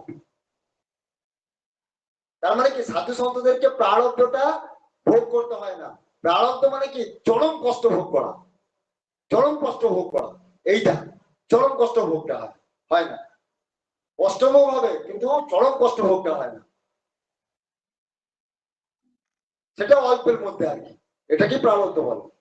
যেমন আপনি প্রবল বৃষ্টিতে যাচ্ছেন, মাথায় ছাতা আছে, আপনার গায়ে ছিটে ফোটা ছাতা লাগছে, জল লাগছে, প্রবল বৃষ্টিতে কি আর ছাতা কাজ করবে? আপনি মানে মাঝ মাঠেতে রয়েছেন, আর এমন প্রবল ভেগে জল ঝড় এলো, তো ওই ছাতা কিছু কাজ হবে কি? কিন্তু আপনার মাথাটাকে আগলে রাখবে, কাজ হবে? মাথার চুমড়ি ভিজা হবেন না, আপনি চুমড়ি ভিজা হবেন না, কিন্তু জল টল লাগবে। সেরকম সাধু মহাত্মাদের কষ্ট হবে কিন্তু চরম কষ্টটা হবে না, এটা বলতে চাইছি। তেমনি শ্রী ভগবানের সমর্পিত আত্মা ভক্তদের আর নিজের বলিয়া কিছু থাকে না, তাই তাহাদের তখন সুখ দুঃখ পাপ পুণ্যের ফল ভোগ কিছু কথাই উঠে না। তৈল ধারাবত স্মৃতি সন্তানটাও আমার জীবনকে সুখী ও আনন্দিত করিয়াছে ও করিতেছে। ভক্ত মাত্রই শ্রী ভগবানের এই স্মৃতি সন্তানটা রাখিলে সুখ হাতের মুঠোয় থাকিবে, ইহা আমি হলক করিয়া বলিতে পারি। বুঝতে পারা গেল? বলছে ভগবানের স্মৃতি সন্তানটা থাকলে, এই যে তৈল ধারাবাদ স্মৃতি সন্তানটা থাকলে, মানে এক টিন থেকে আর একটা পাত্রে যদি তেল ঢালা হয় কিরকম অবস্থাটা হয়, এটা রামানুজাচার্যের কথা। স্মৃতি সন্তান, হ্যাঁ, এক পাত্র থেকে আর এক পাত্রে তেল যখন ঢালা হয় তখন কিভাবে তেলটা থাকে ঢালানো হয়? হ্যাঁ হ্যাঁ, যখন তেলটা একভাবে ঢালা হচ্ছে ফানেলের মধ্যে যখন যাচ্ছে একভাবে কিন্তু ঢেলে যাচ্ছে, তখন দেখবে ওই তেলটা কি হয়, কখনো গাঢ় করে পড়ছে, আবার কখনো দেখবে একটু একটু করে শুরু হয়ে আছে। মানে ফানেলটা ভর্তি হয়ে আসে, তো তখন কিন্তু তেলটাকে ভর্তি করে দেওয়া হয় না, তেলটাকে একটুখানি কমিয়ে দেওয়া হয়, কিন্তু তেলটাকে ছেড়ে দেওয়া হয় না, কারণ ছেড়ে দিলে কিন্তু পড়ে যাবে। বুঝতে পেরেছেন কতটা? স্মৃতি সন্তানটা কি, একটা টিন থেকে আর একটা টিনে যখন তেল ঢালা হবে ফানেলের মধ্যে দিয়ে, তখন তেলটাকে ঢালা হচ্ছে, তেলটাকে ঢালিয়ে লক্ষ্য রাখতে হচ্ছে ফানেলটা যেন উপচে না পড়ে, তাই তো? এইবার ফানেলটা যখন ভর্তি হয়ে আসছে তখন তেলটাকে একটুখানি কম করে দেওয়া হচ্ছে, কিন্তু তেলটাকে হুট করে যদি আপনি কমিয়ে দেন তা কিছুটা তেল কিন্তু মাটিতে পড়ে যাবে। তখন কি হয়, তেলটাকে গতিটাকে একটুখানি কমিয়ে দেওয়া হয়, একটু সুস্থ সুস্থ করে পড়ছে, কিন্তু পড়ছে।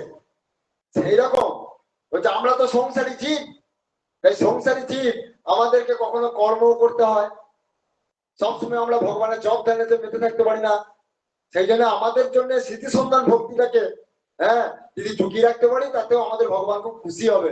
সেইটা হচ্ছে কখনো প্রগাঢ় ভক্তি, কখনো ভক্তিটা একটুখানি কম বলা যাবে না, কিন্তু ভক্তিটা একটু হালকা হয়ে আছে, কিরকম ওই যে রকম, মানে কি, তার মানে হচ্ছে যে আমরা সমস্ত কাজগুলো করব ভগবানের কাজ, মানে আমাদের পরোক্ষ ভজন এবং প্রত্যক্ষ ভজন, এই দুটো ভজনে আমাদের যেমন তেমন করে যুক্ত রাখতে হবে। প্রত্যক্ষ ভজন কি? প্রত্যক্ষ ভজনটা হচ্ছে আমরা শুদ্ধ, হ্যাঁ, আমরা স্নান টান করে শুদ্ধ কাপড়ে, হ্যাঁ, আমাদের শুদ্ধ আসনে বসে, হ্যাঁ, ঠাকুরের সামনে বসে সমস্ত কাজ পরিহার করে যখন আমরা জপ করছি সেটা হচ্ছে প্রত্যক্ষ ভজন।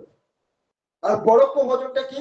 পরোক্ষ ভজন সংসারে যখন কাজকর্ম করছি তখন তো আর প্রত্যক্ষ ভগবানকে চিন্তা করতে পারছি না, তো তখন পরোক্ষ ভজনটা কি, না মনে মনে নাম করছি কিন্তু ভগবানের দিকে মনটা নাই, কিন্তু তখন ভক্তিটা কায় মনোবাক্যে হচ্ছে না, কিন্তু নামটা করে যাচ্ছি হালকা করে, তখন কাজের দিকে মনটা বেশি আছে, ভগবানের দিকে মনটা আছে একটু কম, ওই নামটাকে ছাড়ি নাই, নামটা করছি, বা আমি মনে করছি আমি ভগবানের কাজ করছি, এটা হচ্ছে পরোক্ষ ভজন। তাই ওই প্রত্যক্ষ ভজন এবং পরোক্ষ ভজন 24 ঘন্টার মধ্যে আমাদের মানে ভজনে আমাদের লেগে থাকতে হবে, ভগবানের থেকে দূরে থাকলে চলবে না। ওইটাই স্মৃতি সন্তান, বোঝা গেল? এইটা হচ্ছে স্মৃতি সন্তান ভক্তি, বোঝা গেল? হ্যাঁ, কখনো গাঢ় ভাবে কখনো হালকা ভাবে, কিন্তু ছাড়লে চলবে না। হ্যাঁ, তাই বলছেন যে এইরকমটা যদি করে তাহলে আমি হাওলক করিয়া বলিতে পারি তার ভক্তি হবেই হবে। আত্মনিবেদনকারী যে কোনো ভক্তের পা দুটি আমি টিপিব স্বপ্নে দর্শনে কে যেন আমায় স্পষ্ট বলিল। এইরকম বলছেন যে আত্মনিবেদনকারী ব্যক্তি গুরুদেব স্বপ্নে দেখছেন যে কে যেন বলছেন যে আমি আত্মনিবেদনকারী ভক্তের পা টিপবো, এইরকম ব্যক্তি চিন্তা করুন। শ্রী ভগবানের দয়ালুতার কথা স্মরণ করিলে তাহাতে আত্মনিবেদন না করিয়া উপায় কি? এইরকম দয়ার কথা চিন্তা করতে হয় বারবার, তাহলে ভগবানের আত্মনিবেদন করতে ইচ্ছা করবে।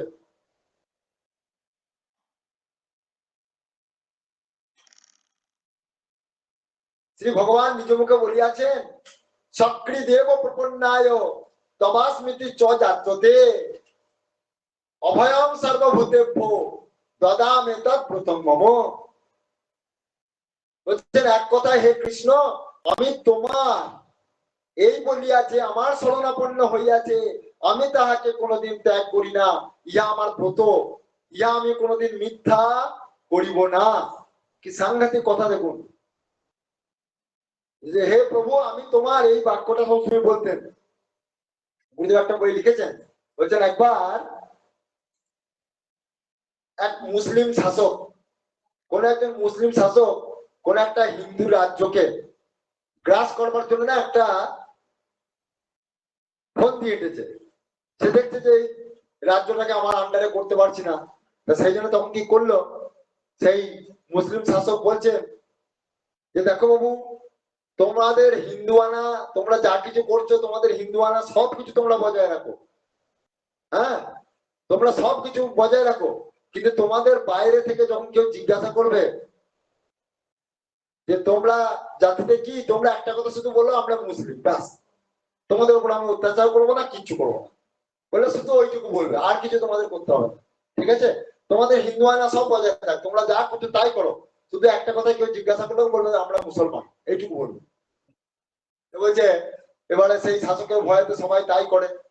শাসক একটু বুদ্ধিমান ছিল, দেখলে এদেরকে অত্যাচার করার থেকে এদেরকে কায়দা করে আমার দিকে নিয়ে আসে, তখন কি করলো, ওই বাইরে থেকে যারাই আসে, এবারে ওই শাসক কি করছে, বাইরে থেকে সব লোকজন পাঠাচ্ছে আর কি মাঝে মাঝে, ওই গ্রামে যা, ওখানে গিয়ে তাদেরকে জিজ্ঞাসা কর, কেউ যদি না বলে তখন আমাকে তার নাম করে বলি, তাকে আমি মারবো, অত্যাচার করবো, এরকম ব্যাপার। এইবারে তাদেরকে সবকিছু জিজ্ঞাসা করা হচ্ছে, বাইরে থেকে যেই আসছে সেই বলছে যে আচ্ছা তোমরা কাদের গো, বলছে আমরা মুসলিম। তোমরা কাদের গো, আমরা মুসলিমদের। বলছে এইভাবে কিছুদিন বলতে বলতে দেখা গেল সব মুসলিম হয়ে গেল, তখন সব মুসলিম হয়ে গেল। মানে একটা কথা উদাহরণ দিচ্ছে, বলছে এই জন্য আমরা যদি বারবার এই সংসারে যদি এইটা আমরা অভ্যাস করি, বলছে আমাদের ভগবানের এখন শুদ্ধ ভক্তি নাই, কিন্তু আমরা যদি বারবার এই কথাটা বলি যে হে প্রভু আমি ভগবানের, আমি ভগবানের, আমি গুরুর, আমি গুরুর, হে প্রভু আমি তোমার, হে প্রভু আমি তোমার, এইটা যদি বারবার ভাবি, বলছে দেখবেন একদিন অজ্ঞাতসারী না একদিন ভগবান আমার করে নিয়েছে আমাকে।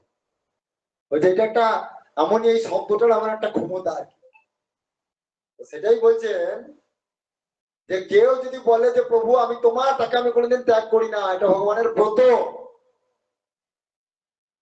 তাই এক মুহূর্ত কালেও ভগবান বাসুদেব কৃষ্ণকে চিন্তা না করিয়া সময় অতিবাহিত করা উচিত নয়।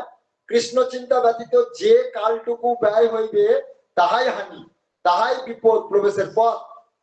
কৃষ্ণ চিন্তা রহিত ব্যক্তিকে মোহ আসিয়া আক্রমণ করে, বাসুদেব চিন্তা রহিত জীবন, হ্যাঁ, রাক্ষস জীবন। ভগবান ছাড়া যে জীবন সেটা রাক্ষস জীবন। বিষ্ণু পুরাণ বলিলেন যত মুহূর্তং ক্ষণং ভাবি বাসুদেব ন চিন্ততে সা হানি তৎ মহচ্ছিদ্রং সা ভ্রান্তি সা চ বিক্রিয়া। বাসুদেবের অনুরক্ত চিত্ত ব্যক্তির কামনা নহে, কামনা বাসনা নয়, কারণ তাহাদের চিত্ত গোবিন্দানলে ভাজা হইয়াছে। ন বেজ্জা ন মজ্জা বেশিত ধিয়া কাম কামায় কল্পতে বর্জিতা কথিতা ধানা প্রায় বিজয় নিশতে। ভাগবত। তাই বাসুদেব অনুরক্ত চিত্ত ভক্তের কামনা থাকুক বা না থাকুক, দেখুন যারা ভগবানকে পরিপূর্ণ সারেন্ডার করে দিয়েছে, বলে তাদের যদি কামনা বাসনা সামান্যতম থেকেও যায়, তা বলছে সেটা তাদের ক্ষতিকারক নয়, কারণ বলছে তাহাদের অনুরক্ত চিত্ত ভক্তের কামনা থাকুক বা না থাকুক, অথবা সর্বকামনা যুক্ত হয় হোক, তাহাতেও তাহাদের কোনো ভয় নাই। সেই কারণ দুর্লভ মানব জন্ম লাভ করিয়া যাহারা বাসুদেব কৃষ্ণের পাদ পদ্মে মতি রাখে বা তাহাকে ভজনা না করে, তাহাদের জন্মকে ধিক্কার। বুঝতে পেরেছেন? তার মানে আমাদের সংসারেতে কামনা বাসনা থাক, তাতে ক্ষতি হবে না, কিন্তু ভগবানকে ছাড়লে চলবে না। বুঝতে পেরেছেন? এইটা থেকে আমাদের খেয়াল রাখতে হবে, ভগবানকে কোনো অবস্থায় আমাদের ছাড়া চলবে না। হ্যাঁ, তাই বলছেন যে ব্যক্তি যত ভালো গুণই থাকুক না কেন, যদি ভগবানকে ভজনা না করে তাহলে তাকে ধিক। তাই বলছেন তাহাদের উত্তম কুলকে ধিক, তাহাদের যৌবনকে ধিক, তাহাদের রূপকে ধিক, তাহাদের বুদ্ধিবৃত্তিকে ধিক। তাই বলি সর্বশোভার আগার হে জীবগণ, সেই কৃষ্ণ ভগবানকে সকলে মনে প্রাণে ভজনা করো, তাহার পাদ পদ্মের সেবা করো, তাহার সর্বপ্রকারে স্মরণ লও, মানব জীবন ধন্য হইবে। কৃষ্ণ ভক্তিতে মতি দাও, ইত্তলং পল্লবিতেন হরিরম সমাপ্ত। এইখানেই আমাদের ভাগবতী গুরুদেবের, হ্যাঁ, গুরু ভাগবতী কথা এখানে এখন বিশ্রাম পাচ্ছে।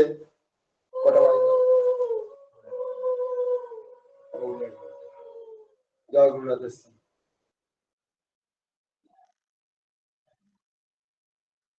আজকে এটা আমাদের সার্থক হলো, গুরুদেবের আবির্ভাবে, গুরুদেবের গ্রন্থখানি আমরা শ্রবণ করে আমাদের জীবন সার্থক হলো।